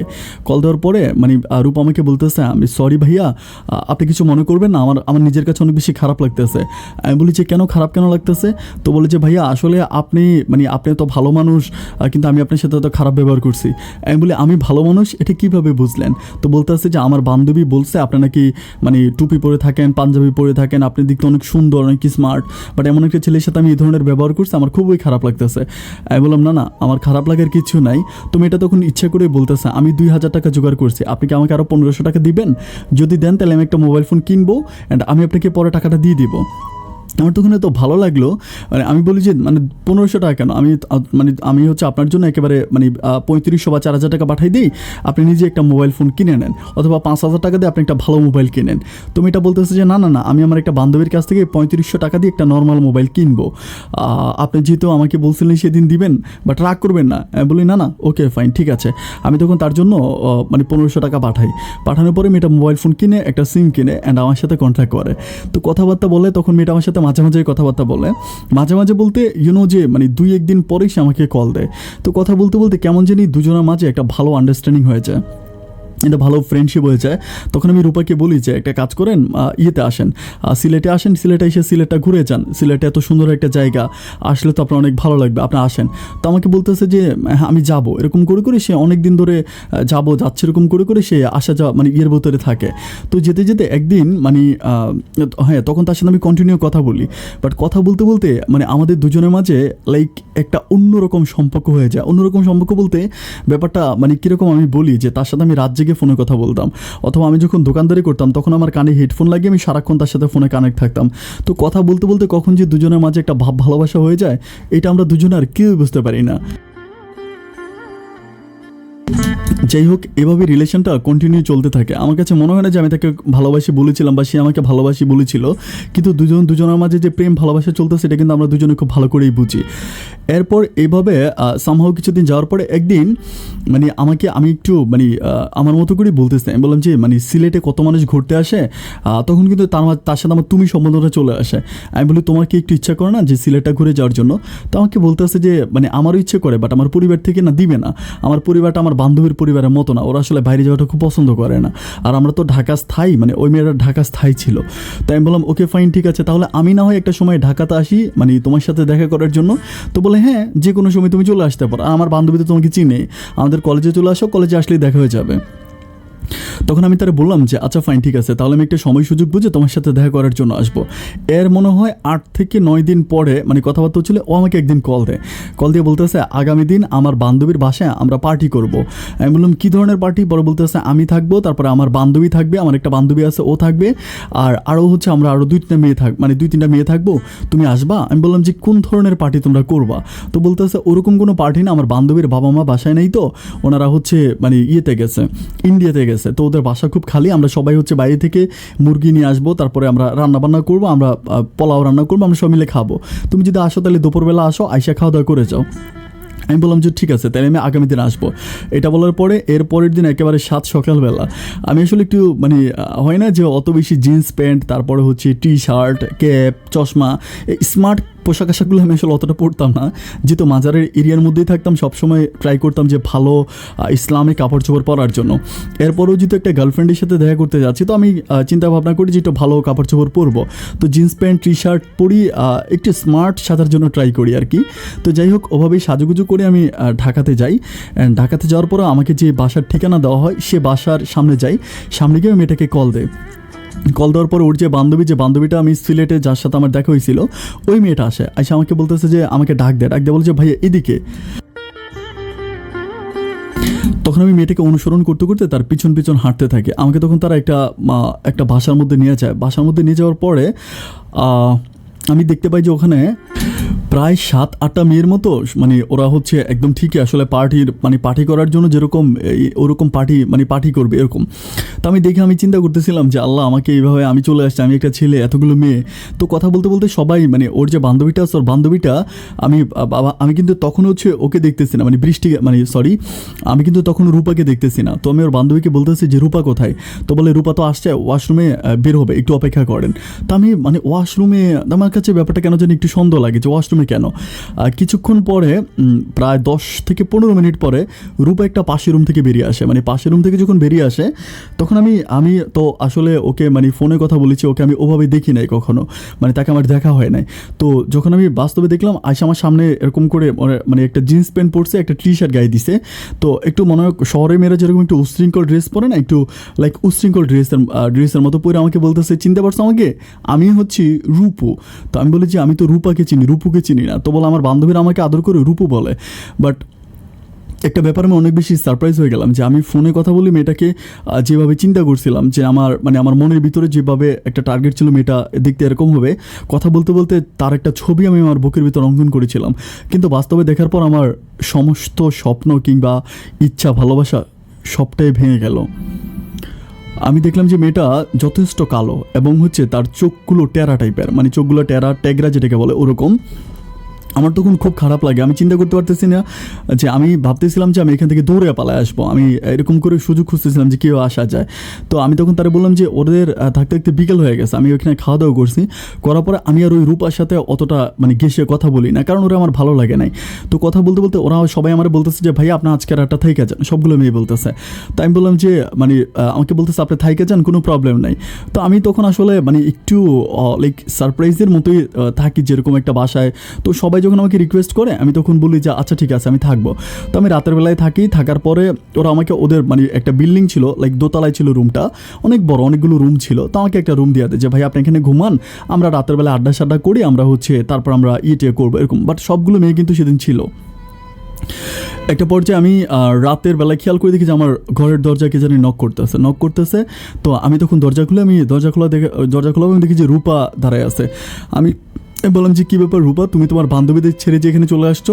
তো বলে আমার বান্ধবীর একটা হারামির বাচ্চা। আমি বলি কেন হারামির বাচ্চা কেন, তোমার সাথে কী করছে? আমাকে বলে যে দেখো যে আমাকে তোমার কাছে পাঠিয়ে দিছে। আমি তখন বলি যে আমার কাছে পাঠিয়ে দিছে তো আমাকে বলতেছে, ওরা বলতেছে যে আমি তুমি আমার মিস করতেছো, তুমি একা একা ঘুমাইতেছো, তুমি মনে মনে আমাকে অভিশাপ দিচ্ছ, এটা ভেবে ওরা হচ্ছে তোমার কাছে আমার পাঠিয়ে দিছে। আমি তখন বলি আমি কি আসবো? আমি তখনও কিন্তু কিছু বুঝতেছি না। ও আমাকে বলে আরে বুদ্ধ ঘরে ঢুকো, এটা বলো ঘরে আমাকে ধাক্কা দিয়ে দরজা লাগিয়ে দেওয়ার পরে আমি চিন্তা করতেছিলাম যে আমি মিলাইতে পারতেছিলাম না যে এগুলো কি হচ্ছে। অ্যান্ড কিছুক্ষণ পরেই ওর সাথে ও আমার সাথে শোয়। অ্যান্ড শোয়ার পরে বলতেছে, আমি বলি যে তুমি এগুলো কী করতেছো? তো ও আমারে বলতেছে যে আমি আমার বান্ধবীদেরকে বলছি যে আমি তোমাকে বিয়ে করছি, তুমি আমার স্বামী। পরে আমি বললাম যে এটা কেন বলছো? তো ও বলতেছে যে আমি যদি বলতাম যে তুমি আমার বয়ফ্রেন্ড, তাহলে কি মেয়েগুলো বলতো যে তোমাকে আমার বাসা এই বাসায় কি আনতো? আমি তখন তার বললাম যে তোমার যে বান্ধবীটা সিলেটে গেছিলো ওই মেয়েটা তো জানতো। তো বলে খালি ও জানে আর তুমি আমার বয়ফ্রেন্ড, বাট বাকি সব মেয়েরা জানে যে তুমি আমার স্বামী। এটা বলার পরে একই ঘরে ওর সাথে তখন আমার আমি বলবো সম্পূর্ণ আমার অনিচ্ছার সাথে আমার শারীরিক সম্পর্ক হয়ে যায়। এটা আমি খুবই অবাক যে একটা মেয়ের সাথে আমি প্রথমে দেখা করতে আসছি এবং এরকম একটা আননোন বাসার ভিতরে রাতের বেলা ওর সাথে আমার এই কাজটা হয়। আমার তখন নিজের কাছে নিজেকে অনেক বেশি ছোটো মনে হয় এবং খারাপ লাগে। আমি গোসল করে ফজরের সময় গোসল করে আমি নামাজ পড়ি। আমার নামাজ পড়াটা দেখে ও অবাক হয়ে যায়। ও সব বান্ধবীকে ডাইকে আনে, আইনা বলেছে দেখো ছেলেটা কত ভালো নামাজ পড়তেছে। তোর যে বান্ধবীটা সিলেটে আসছে ওই মেয়েটাও বলতেছে হ্যাঁ আরিফ ভাই যথেষ্ট ভালো মনের মানুষ। এভাবে কথাবার্তা বলতে বলতে আমি তখন মানে সকালবেলা আমি তখন তাদেরকে বলি যে ঠিক আছে অনেক তো হইলো, আমি এবার চলে যাই। তো আমি তাদের কাছ থেকে বিদায় নিয়ে আমি সকাল প্রায় 11টার দিকে আমি চলে আসি, অ্যান্ড আমার সাথে রূপও চলে আসে। আমি রূপাদের বাসার সামনে নামাই দিয়া সেম সিএনজি করে আমি সায়দাবাদে এসে সিলেটের বাসে উঠে আমি সরাসরি সিলেট চলে আসি। এর মাঝে আমার পরিবারের সাথে কিন্তু আমার যোগাযোগ হচ্ছে, কথাবার্তা হচ্ছে, আমি আমার পরিবারকে টাকা দিচ্ছি, বাট তখন আমার আব্বা বাসই চালায়, আমার আব্বা তখনও বাস চালায়, আর ছোটো বোনগুলো তখন স্কুলে পড়ে, ওদের সম্পূর্ণ খরচ আমার উপরে। তো এভাবে আরও কিছুদিন যাওয়ার পরে একদিন মানে রূপা আবারও ওর আরও 8-9টা বান্ধবী নিয়ে ও হচ্ছে সিলেট ঘোরার জন্য আসে, বাট সেদিন আমি রূপার সাথে পুরোটা সিলেট ওর বান্ধবীদেরকে নিয়ে ঘুরি, ওদেরকে বিভিন্ন রকমের জায়গাগুলো দেখাই। তো দেখানোর পরে ওরা রাতের বেলায় থাকবে, আবার ওইখানে থাকবে। তো থাকার পরে ও আমাকে বলতে আসে যে তুমি আর আমি একসাথে থাকবো, আর ওরা সবাই মানে ওদের জন্য একটা হোটেলে একটা রুম বুকিং করি, বাট ও আমাকে বলতেছে আমার রুমে থাকবে। আমি যদিও ব্যাপারটাতে নিষেধ করি, বাট তারপরেও তো আমি একটা ছেলে মানুষ, আমার নিজের মাঝেও বিভিন্ন রকমের খারাপ অনুভূতিগুলো জাগে। একটা পর্যায়ে আমি তাকে বলি যে আচ্ছা ঠিক আছে, তাহলে তুমি ওদেরকে মানে ওদেরকে হোটেলে ওরা যখন থাকবে তখন তুমি আমাকে কল দিয়ে আমি তোমাকে হোটেলের রুম থেকে মানে সামনে থেকে রিসিভ করে আনবো। এরপর আমার কাছে খুব বেশি খারাপ লাগে, কারণ আমার বাসাটা ছিল মানে ইয়ের ভিতরে, মানে যেটা হচ্ছে মানে মাজার এরিয়ার ভিতরে। তখন আমি চিন্তা করতেছি যে মাজার এরিয়ার ভিতরে আমি এই কাজটা করবো না। দেন আমি তার সাথে কথাবার্তা বলে আমি আমার অন্য একটা বন্ধুর বাসায়, ওই বাসায় গিয়ে আমি তার সাথে উঠি, এবং সেদিনও তার সাথে আমার রাতের বেলায় সেম কাজগুলো হয়। এভাবে হওয়ার পরে অ্যান্ড সকালবেলা ও তখন আবার সিলেটে ঢাকাতে ব্যাক করে, অ্যান্ড ঢাকাতে ব্যাক করার পরে তার সাথে তখন আমার প্রায় 8-9 বার আমাদের দেখা হয়। আমি বারবার ঢাকাতে যাই, ওর সাথে আমার দেখা হয়, শারীরিক সম্পর্ক আমাদের বেশ কয়েকবার হয়। অ্যান্ড একটা পর্যায়ে হওয়ার পরে একদিন ও আমার সাথে দেখা করার জন্য আমাকে বলে যে তুমি মানে কিছুদিন আগেও আমাকে বলতেছিল যে পরিবার থেকে ওকে মানে বিয়ে দিয়ে দিবে, বিয়ের অনেক আনাগোনা চলতেছে, ছেলে দেখতেছে। তো আমাকে বলতেছে আমার পরিবার থেকে আমাকে বিয়ে দিয়ে দিবে, আমি এখন কি করব। আমি তারে বলি যে দেখো আমার আসলে সত্যিকার অর্থে আপনারা যেটাই খারাপ বা ভালো মনে করেন, আমার কিন্তু মেয়েটাকে বিয়ে করার কোনো ইচ্ছা নাই। তাহলে হয়তো অনেকে প্রশ্ন করতে পারেন শারীরিক সম্পর্ক কীভাবে হলো। শারীরিক সম্পর্ক আমি বলবো যেটা সম্পূর্ণ তার ইচ্ছাই হয়েছে, আমার ইচ্ছাটা ওখানে বিন্দুমাত্র ছিল না। যাই হোক, একটা পর্যায়ে ও আমাকে এভাবে যখন করতে থাকে, আমাকে বলে যে তুমি একটু আসো, আমার খুব খারাপ লাগতেছে, আমি তোর সাথে দেখা করব। তো যখন খুব বেশি রিকোয়েস্ট করে আমি বলি যে আচ্ছা ফাইন ঠিক আছে। তার সাথে দেখা করার জন্য আমি তখন ঢাকাতে যাই, অ্যান্ড ঢাকাতে যাওয়ার পরে আমি দেখা করি। তখনও আমাকে মানে তখন যমুনা ফিউচার পার্কের চলতেছিল, মানে ওরা যমুনা ফিউচার পার্কটা বানাবে ওরকম মানে কাজবাজ চলতেছিল। ওই পার্কের ভিতরে তখন খুব সুন্দর জায়গা ছিল বসার মতো। তো জায়গাগুলোতে বসে আছি, বসে থাকা অবস্থায় ও কী করে, ওর যে বান্ধবীগুলো আছে মানে ওই 7-8টা বান্ধবী সবগুলোকে ফোন দেওয়ার সবাই আসে। আমি বুঝতে পারি না যে কেন সবাই আসে। আসার পর আমাকে বলতেছে যে আরিফ দেখো এখন তো আমার পরিবার থেকে আমাকে বিয়ে দিয়ে দিচ্ছে, আর তুমি যদি আজকে এভাবে চলে যাও, আমি কখন হচ্ছে আর মানে কিছু করতে পারবো না। তুমি আমাকে বিয়ে করে তোমার সাথে তুমি আমাকে এখন সিলেটে নিয়ে যাও, সরাসরি আমি তোমাকে বিয়ে করে তোমার সাথে সিলেট চলে যাবো। এটা বলার পর আমি খুব অবাক হয়ে যাই। আমি তারে বলি যে এটা তুমি কী বলতেছো, আমি আসছি এখানে মানে আমি এখন তোমাকে নিয়ে সিলেটে কোথায় যাবো। আমাকে বলে কেন, তোমার তো একটা দোকান আছে, থাকার জায়গা আছে, ওখানে থাকবা। আমি তারে বলি যে দেখো রূপা পাগলামি করো না, আমার পক্ষে এখন তোমাকে বিয়ে করা সম্ভব না। তখনও প্রচুর পরিমাণ মানে রাগারাগি করতে থাকে, খুবই খেপে যায়। খেপে গিয়ে তার বান্ধবীরা তখন আমাকে বোঝা, ভাই এটা কেমন কথা বলতেছেন, যে মেয়েটা আপনাকে ভালোবাসে, আপনাকে এতদিন ধরে আপনাদের সাথে শারীরিক সম্পর্ক হয়েছে। বাট ওই মেয়েগুলোকে কিন্তু তখন সে বলে দিছে, মানে তাদেরকে বলে দিছে আমি তোদেরকে সেদিন মিথ্যে বলছিলাম, ওর সাথে আমার আসলে বিয়ে হয় নাই। তো মেয়েগুলো আমার বলতেছিল যে বিয়ে স্যার আপনার সাথে তার সাথে শারীরিক সম্পর্ক করছেন। তখন আমি তাদেরকে বলতেছিলাম যে শারীরিক সম্পর্ক কি আমার ইচ্ছা হয়েছে না তার ইচ্ছা হয়েছে, তাকে জিজ্ঞেস করেন।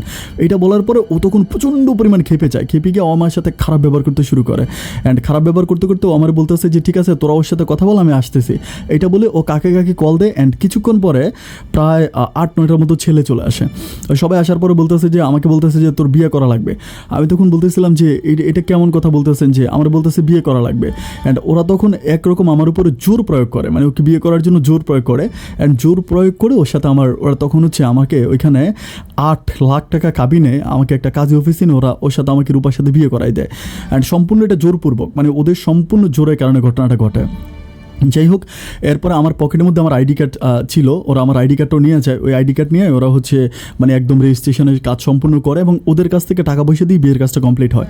হওয়ার পরে আমি তখন সিলেটে চলে আসি। আসার পরে আমি তখন চিন্তা করতেছিলাম, আমাকে কন্টিনিউ ফোন দেয় এবং আমাকে তখন প্রেশার করে তুমি বাড়িতে আমাকে বাসায় নিয়ে আসো, আর তুমি যদি আমাকে উঠায় না নাও তাহলে আমি তোমাদের লোকাল থানায় গিয়ে তোমার নামে মামলা করবো, এরকম করে হুমকি ধুমকি দেয়। আমার তখন অনেক বেশি ভয় লাগে, কারণ আমার পারিবারিকভাবে কিন্তু সে মোটামুটি সব কিছু আমার মানে ঘর বাড়ি সবই চিনে, কারণ যেহেতু আইডি কার্ডটা আমার কাছ থেকে নিয়ে গেছে। সুতরাং আমি চিন্তা করি যে কখন আবার হুট করে আমার বাসায় চলে আসে। আর আমার ছোটো দুইটা বোন তখন যুবতী, আমার বোনগুলা তখন মানে এখন আমার মানে আমি টেনশনে পড়ে যাই, তখন প্রচণ্ড রকম টেনশনে পড়ে যাই। অ্যান্ড একটা পর্যায়ে আমি মার সাথে ব্যাপারগুলো নিয়ে আলাপ করি।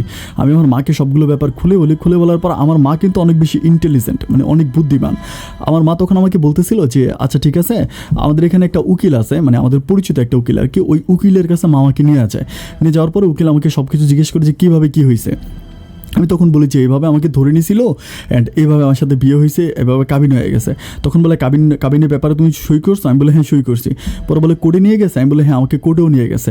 তখন উনি আমার মাকে বলতেছিল যে দেখেন, এখন যদি আপনি এটা নিয়ে মামলা করেন, যদি মামলা করেন তাহলে দেখা গেল কি যে আপনিও মামলা করবেন অ্যান্ড মেয়েরাও মামলা করবে। মেয়ে যেহেতু ঢাকার, আর মেয়ে যেহেতু এইভাবেই ছেলেটাকে বিয়ে করে ফেলছে, তার মানে মেয়েটা কিন্তু খুবই ভালো মেয়ে না, ও ডেঞ্জারাস মেয়ে, একদম খুবই ডেঞ্জারাস। আপনার ছেলের এবং আপনাদের পরিবারের সবার 12টা বাঁচাই দিবে। তো একটা কাজ করেন, বিয়ে যেহেতু হয়ে গেছে, এটা নিয়ে মামলা মোকদ্দমা না করে আপনার ছেলেটাকে আপনি বিদেশে পাঠিয়ে দেন। উনি এটা আমার ইয়েকে বলে, মানে আমার মাকে বলে। তখন আমার মা আমারে বলতেছিল যে মানে আমি তখন বলতেছিলাম যে আমি এত ভালো ব্যবসা করি, এত কিছু করি। তখন উনি আমাকে বলে যে ওই উকিলটা আমাকে বলে তুমি কি মেয়েটাকে নিয়ে সংসার করতে রাজি আছো? আমি ওনারা বলি যে আমি জীবন ওই মেয়েকে নিয়ে সংসার করবো না। তো বলে যে এই মেয়েকে নিয়ে যদি সংসার না করো তাহলে যত দ্রুত পারো তুমি বাংলাদেশ ত্যাগ করো। তুমি যদি বাংলাদেশ ত্যাগ না করো তুমি যে কোনো সময় বিপদে পড়ে যেতে পারো, কারণ ওই মেয়ে যে কোনো সময় ঢাকা থেকে হয়তো পুলিশ কিংবা তার আত্মীয় স্বজন নিয়ে তোমার বাড়িতে উঠবে। এরপর থেকে মা প্রচণ্ড রকম টেনশনে পড়ে যায়। মা তখন চিন্তা করতে থাকে যে কী করবে। অ্যান্ড অনেক পরে মা তখন আমাকে ইয়েতে পাঠায় দেয়। মায়ের ইচ্ছাতে হচ্ছে মা তখন আমাকে আমার একটা দূর সম্পর্কের পরিচিত একটা আত্মীয় হয়, ওই লোকের সাথে কথা বলে মা আমাকে সৌদি আরবের জন্য ভিসা নেয়। আমি একটা ব্যাপার এখানে বলে রাখি, আমি কিন্তু এর আগেই পাসপোর্ট বানায় রাখছিলাম। মানে পাসপোর্টটা কিন্তু আমি এর আগে বানায় রাখছিলাম। এটা একটা দুষ্টমি করে আমার বন্ধুদের সাথে আমার পাসপোর্ট বানায় রাখা, বাট কোনো কারণ ছিল না। বাট এই সময় হঠাৎ করে এটা কাজে লেগে যায় অ্যান্ড তখন অনেক টাকা লাগে। আমার মা প্রায় ওই সময় 7 লাখ টাকার মতো সৌদি আরবের, তখন কিন্তু সৌদি আরবের ভিসাগুলো অনেক বেশি এক্সপেন্সিভ ছিল, মানে ইউরোপের ভিসার মতো ছিল, অনেক দামি ছিল ভিসাগুলো, অনেক দামি ছিল। মানে এমন না যে আসলে খুবই নর্মাল ভিসা ছিল না, ইউরোপের ভিসা যেরকম ওরকম। আর সৌদি আরবে তখন কামাই ছিল, মানে ইনকাম করতো, মানে প্রচুর পরিমাণ টাকা পয়সা ইনকাম করা যাইতো। এরপরে মা কী করে সৌদি আরবের ভিসা আমার জন্য ঠিক করার পরে মা আর কাউকে, আমি তখন ওই মেয়েটাকে বলতেছি যে একটু অপেক্ষা করো, আমি আমার আম্মার সাথে কথা বলে তোমাকে নিয়ে আসবো, এরকম করে আমি তাকে বুঝাচ্ছিলাম। আমি জাস্ট ওয়েট করতেছিলাম যে কিছুদিন কেটে যাক। তো কথা বলতে বলতে আমি অপেক্ষা করতেছি কবে আমার ভিসাটা হয়ে যাবে। তো ভিসার নেগলেন্স হচ্ছে আমি আরও অনেক টাকা দিই, আমি সাথে আমার ভিসাটা সাথে সাথে হয়ে যায়। তখন একটা ফ্রি ভিসায় আমি হচ্ছে সিলেট থেকে আমি হচ্ছে সরাসরি সৌদি আরবে যাই। অ্যান্ড সৌদি আরবে যাওয়ার পরে আলহামদুলিল্লাহ, মানে আমাকে যে কাজের জন্য নিয়ে যাওয়া হয় প্রথমত কিন্তু আমাকে সেই কাজ দেয় না। আর আমি আরেকটা ব্যাপার বলে, আমি সৌদি আরবে যাওয়ার পরে আমি যখন বিমানবন্দরে নামার পর থেকে আমি মানে আমার যে পরিচিত ভাই আমাকে নিয়ে যায়, ওনারা বলি যে ভাই বাংলাদেশে কল করার মতো কোনো ব্যবস্থা আছে? উনি আমার বলে হ্যাঁ কল দিতে পারেন, আমার নাম্বার থেকে কল দেন। তখন ওনার নাম্বার থেকে আমি কী করি, ওই যে ডলার সিস্টেম বিদেশ থেকে যেভাবে কল দেওয়া হয় ওই ডলার সিস্টেম করে মেয়েটার নাম্বারে কল দেয়, মানে রূপার নাম্বারে কল দেয়। রূপা তখন কলটা রিসিভ করার পরে আমি বলি রূপা ভালো আছো? তো বলে হ্যাঁ ভালো আছি। আমি বলি কী করো? পরে বলে বাসে আছি। আমার বলে কি তুমি তোমার আব্বা আম্মার সাথে কথা বলছো? আমি বলি হ্যাঁ আব্বা আম্মার সাথে কথা বলছি, তাদের পা ধরে সালাম করছি, তাদের কাছ থেকে দোয়া নিছি অ্যান্ড সব শেষ, আমি চলে আসছি। তখন আমাকে বলতেছে যে তুমি চলে আসছো মানে তুমি কোথায় চলে গেছো, মানে কোথায় চলে গেছো? আমি বলি কেন, তুমি কি জানো না? ও বলে কীভাবে জানবো, তুমি তো আমাকে কিছু বলো না, তুমি কোথায় গেছো? আমি বলে আমি সৌদি আরবে চলে আসছি। এটা বলার পর ও তখন চিৎকার দিয়ে উঠে বলেছে সৌদি আরবে মানে? আমি বলি হ্যাঁ, তোর জ্বালায়, তোদের মতো খারাপ মেয়েদের কারণে আমি বাংলাদেশে থাকতে পারলাম না, তোদের মতো নোংরা মেয়েদের কারণে সবশেষ আমাকে সৌদি আরবে চলে আসতে হলো। তখন ও আমাকে বলেছিল তুমি কি বললা, তুমি আমাকে কোথায় বাসায় দিয়ে গেলা? আমি বলে আমি তোমার কোথাও বাসায় নেই, তুমি যা কিছু করেছো সবই তোমার, মানে সবই তুমি জোর করে করেছো অ্যান্ড সবই আমার অনিচ্ছায় ছিল, কোনোটাই আমার ইচ্ছায় ছিল না। আমি যেদিন তোমাকে দেখেছিলাম ঢাকাতে তোমার বান্ধবীর বাসায়, আমি সেদিন এসে তোমার সাথে রিলেশনটা ব্রেকআপ করতাম, কিন্তু সেদিন তুমি আমার সাথে শারীরিক সম্পর্ক করেছো, এরপরে সিলেটে গিয়ে আমার সাথে শুয়েছো, আবার ঢাকাতে আমাকে আনার পরে তুমি আমাকে জোর করে বিয়ে করেছো। এটা বলে আমি ফোনটা কেটে দিই এবং আমার ওই ভাইয়ের ডায়াল থেকে আমি ওর নাম্বারটা ডিলিট করে দিই। করে দেওয়ার পরে আমি তো আমার মতো করে সিলেটে সৌদি আরবে চলতেছি। আমাকে যে কাজ নেওয়া হয় আমাকে কিন্তু সেই কাজ দেয় না, আমাকে বিল্ডিং কনস্ট্রাকশনের কাজ দেয়। তো বিল্ডিংয়ের কাজ আসলে আমি অতটা মানে মোটা গাটা না, দেখতে অনেক মানে না যে অনেক ঘাম্বুল টাম্বুল টাইপের না, আমি একদম হ্যাংলা পাতলা একটা ছেলে। আমি তখন চিন্তা করতেছি যে আমি এই কাজটা 2 দিন করার পর আমি খুব অবাক হয়ে যাই, মানে আমি আর করতে পারি না। যারা বিল্ডিংয়ের কাজ করেন তাদেরকে বলি আমার কাজটা ছিল ছাদ ঢালাইয়ের, মানে ছাদ ঢালাই মেশিনের মাধ্যমে হচ্ছে মেশিনের ভিতরে ইট, সিমেন্ট, বালু, তারপর হচ্ছে এগুলা ঢালতে হয়। তো আমাকে করে কি, ওরা সিমেন্টের দায়িত্বটা দেয়, মানে ওখানে সিমেন্ট ঢালার জন্য। তো যখন মানে আমি একটা ব্যাপার আপনাদেরকে হয়তো বুঝাইতে পারবো না, আমি আমার মতো করে বলি। যখন হচ্ছে উপর থেকে একটা ড্রামের মতো নিচে পড়লে এটার ভিতরে যে সিমেন্টের দায়িত্বে আছে সে এক বস্তা সিমেন্ট ঢেলে দেয়, এবং যে রমেলের দায়িত্বে আছে, রমেল মানে বালি, ওই বালু দিয়ে দেয়। আবার মানে যে দায়িত্বে আছে সে এটা নিয়ে দাঁড়ায় থাকে, মানে বালতিটা নিচে পড়ার সাথে অনেক বড় বালতি এটার মধ্যে ঢেলে দেয়। তো আমি কী করি, একটা সিমেন্টের ব্যাগটা কেটে যখন আমি এটার মধ্যে ঢালি, আমার কাছে মনে হয় আমি পিছে ফিরতে ফিরতে ড্রামটা আবারও নিচে চলে আসে, মানে এটা উপরে যায়, মেশিনের মাধ্যমে উপরে গিয়ে ছাদের উপরে মালটা ঢেলে দিই, আবার নিচে চলে আসে। মানে আমি তখন প্রায় 2 ঘন্টার মতো কাজ করার পর আমি অজ্ঞান হয়ে যাই, আমি আর এই কাজগুলো করতে পারি না। তখন ওরা আমাকে বলে যে ঠিক আছে, সার ডালের কাজটা অনেক কঠিন, তুমি এটা না করে আমাকে হচ্ছে মানে ওরা অন্য কাজ দেয়। অন্য কাজ বলতে আমাকে তখন বলে যে ঠিক আছে তুমি ইয়ের কাজ করো, মানে তাবুক বলতে আমাদের বাসায় তাবুক বলে আর কি, বাংলাদেশে ইট বলে, মানে মানে বিল্ডিং বানানোর কাজ করো, মানে ছাদের কাজ না। তখন আমি ওই যে তাবুকের কাজ করি, তো এটা অতটা কষ্টের না। আমি তো হেল্পার, যিনি মিস্ত্রি, আমি মিস্ত্রির কাছে একটা করে তাবুক দিই, তাবুক দেওয়ার পরে মিস্ত্রি তাবুকটাকে ফিটিং করে, ওরকম করে ফিটিং করে তো আমি আরেকটা তাবুক দিই। এভাবে প্রতিদিন প্রায় 70-80টা মতো তাবুক দিলে আমার কাজ শেষ হয়ে যায়। তো এই কাজটা কষ্টের আছে, বাট অত বেশি কষ্টের না। বাট আমি তো বাংলাদেশে একটা চঞ্চল টাইপের একটা ছেলে ছিলাম, সবার সাথে দাফিয়ে বেড়াতাম, মজা করতাম, মাস্তি করতাম, ফানি করতাম, অনেক টাকা উপার্জন করতাম। বাট হঠাৎ করে আমার জীবনটার মাঝে যখন এই জ্বরটা নেমে আসে, আমি তখন একটু কেমন যেন একটু ভেঙে পড়ি বলতে আমার আর কোনো কিছু ভালো লাগে না, আমার সব কিছু একা একা লাগে। আমি প্রচণ্ড রকম কান্না করি, রুমের ভিতর বসে বসে প্রচুর রকম কান্না করি, যে কারোর সাথে দুঃখ সুখের কথা শেয়ার করব এরকমও কোনো মানুষ নাই। আর তখন কিন্তু আমি রূপার সাথে সম্পূর্ণ কন্ট্রাক্ট একেবারে বন্ধ করে দিয়েছি। সবশেষ আমার কাছে মনে হয় যে আমি যদি এভাবে চলতে থাকি তাহলে আমি যে কোনো সময় মারাও যেতে পারি। আমার কেন জানি আমার ভিতরে প্রচণ্ড রকম কষ্ট হতে থাকে, মানে আমি আমার কষ্টগুলো কাউকে বুঝাইতেও পারতেছি না, যে আমার কেন জানি মনে হয় যে আমার কলিজাটা যেন ছিঁড়ে যাচ্ছে, এত পরিমাণ কষ্ট হয়, এত পরিমাণ। একটা পর্যায়ে আমি তখন আমি আর আমার একটা ফেসবুক অ্যাকাউন্ট আমি বাংলাদেশেই খুলে আসছিলাম। তো এখানে আসার পর আমি ফেসবুকটা ওভাবে অ্যাক্টিভ থাকতাম না। এরপর আমি ফেসবুকটা চালাই, কাজ করে এসে সারাদিন রাতের বেলায় ফেসবুক চালাই। তো ফেসবুক চালাইতে তখন আমার অনেক ভালো লাগে, বলতে অনেক বেশি হচ্ছে নিউজ ফিডে যাই, নিউজ ফিডে গেলে বিভিন্ন রকমের ভিডিও ছবি দেখি। তো তখন আমার খুব ভালো লাগে। সালটা ছিল তখন 2015-র দিকে ছিল, ওরকম 15 সালের দিকে ছিল। তো তখন আসলে বাংলাদেশ সহ গোটা পৃথিবী তখন অনেক বেশি ডিজিটাল। তো এরকম করে ফেসবুকিং করতে করতে আমার ভালো লাগে, আমি 1 ঘন্টা অন্তত ফেসবুকিং করতে করতে এরকম স্কোর করে ফেসবুকে একদিন হঠাৎ করে একটা পোস্ট দেখতে পাই। পোস্টটা ছিল এরকম, খুবই বিরোহী একটা পোস্ট। লেখাটা ছিল এরকম যে পৃথিবীর সবচেয়ে 24 ঘন্টার মাঝে সবচেয়ে স্পেশাল সময় হচ্ছে রাত 3টা বাজে। কেন জানি হৃদয়ের জমে থাকা ব্যথাগুলো বুকের মাঝে জেগে ওঠে। আরও কিছু রাত 3টাকে ঘিরে অনেক কিছু 3টা AM-কে ঘিরে অনেক কথাবার্তা লেখা, কথাগুলো আমার হৃদয় স্পর্শ করার পর আমি কমেন্টসে লিখে আমি আপনার লেখাগুলো আমার কাছে খুব ভালো লেগেছে, আপনি অনেক ভালো লেখেন। তো তখন একটা একটা মেয়ে ছিল, একটা মেয়ের আইডি ছিল, নাম ছিল নাজমা আক্তার, একটা মেয়ের আইডি ছিল। তো তখন উনি আমাকে বলে যে থ্যাংক ইউ ভাইয়া। তখন আমার কাছে কেন জানি মনে হয় যে মেয়েটা এত ভালো লেখা লিখছে, তার হৃদয়টা মনে হয় অনেক ভালো হবে। আমি তখন তার ইনবক্সে যাই, ইনবক্সে গিয়ে তার সাথে কথা বলি। আমি হাই লেখার পরই সে আমাকে হেলো লেখা, জিজ্ঞেস করি কেমন আছেন, বলে ভালো আছি। অনেকক্ষণ ধরে তার সাথে আমার কথাবার্তা হওয়ার একটা পর্যায়ে আমি তাকে জিজ্ঞেস করি যে আপনার বাড়ি কোথায়।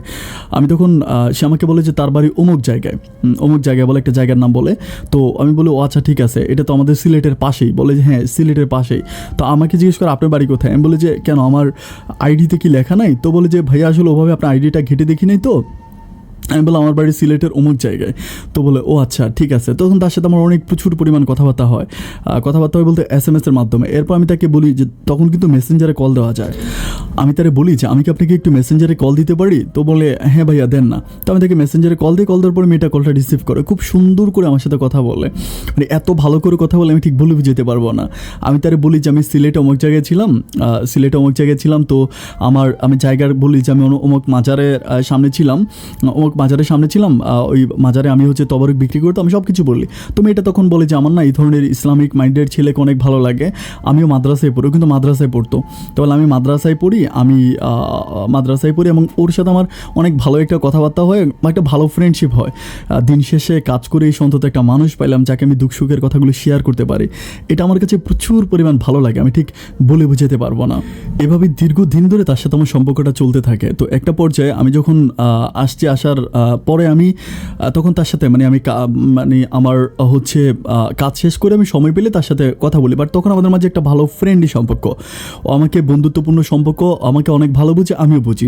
তো এভাবে যেতে যেতে আমি একদিন আমার মাকে কিন্তু আমি গোপন নাম্বারে টাকা পাঠাইতাম, মানে গোপন নাম্বার বলতে মানে টাকা পাঠাইতাম, আমার মা হচ্ছে তার আইডি কার্ড নিয়ে টাকা উঠে আনতো, এরকম কোনো ব্যাংক অ্যাকাউন্ট ছিল না। তখন আমি আমার মার একদিন বলতেছিলাম যে মা, একটা ব্যাংক অ্যাকাউন্ট তো দরকার, যে টাকা পাঠাবো গোপন নাম্বারে টাকা কী থেকে কী হয়ে যায়, বা মাঝে মাঝে বিকাশও টাকা পাঠাইতাম। তো আমি বললাম যে মানে তুমি যদি একটা ব্যাংক অ্যাকাউন্ট থাকতো তাহলে আমার সবচেয়ে ভালো হইতো। তো আমার মা আমারে বলতেছে যে আচ্ছা ঠিক আছে, তাহলে আমি একটা অ্যাকাউন্ট করবো। তো আমার মা কী করে একটা ব্যাংক অ্যাকাউন্ট খোলার পর আমাকে অ্যাকাউন্ট নাম্বারটা দেয়। তো আমি তখন কী করে মায়ের অ্যাকাউন্টে টাকা পাঠাই, তো 2-3 মাসের মতো আমি টাকা পাঠাই। এটা নিয়ে একদিন আমার মা প্রচুর পরিমাণ কান্নাকাটি করে, মানে প্রচুর কান্নাকাটি করে। আমি বলি যে মা কেন কান্নাকাটি করে, কী হয়েছে? তো আমাকে বলতেছে তোর বাপে আমার সাথে খুব খারাপ ব্যবহার করে। আমি বললাম কেন খারাপ ব্যবহার করে? তো বলে খারাপ ব্যবহার করে, তোর আব্বা খাওয়া দাওয়া করে না, তোর আব্বা ঘরেও আসে না, তোর আব্বা বাইরে বাইরে হাঁটে। আমি তখন বলি যে কেন আব্বা ঘরে কেন আসে না, খাওয়া দাওয়া কেন করে না, বাইরে কেন হাঁটে, তুমি আমাকে বলো না কী হয়েছে? তখন আমার আম্মা আমাকে বলতেছে ওই যে তুই আমার অ্যাকাউন্টে টাকা পাঠাস। আমি বলি মা এটা কেমন কথা বলতেছ, আমি তোমার অ্যাকাউন্টে টাকা পাঠাই, আমি তোমার ছেলে না?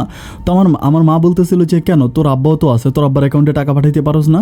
আমি বলি যে আব্বার কিন্তু একটা অ্যাকাউন্ট আছে, এটা কিন্তু আমি জানি, আমি কিন্তু জেনেও আমি কিন্তু এটা না জানার ভাঙ করে আছি, কারণ আমার চিন্তা ভাবনা হচ্ছে আব্বা মোটর লাইনে কাজ করে, আমি টাকাটা আমার মাকে দিব, এরকম আর কি।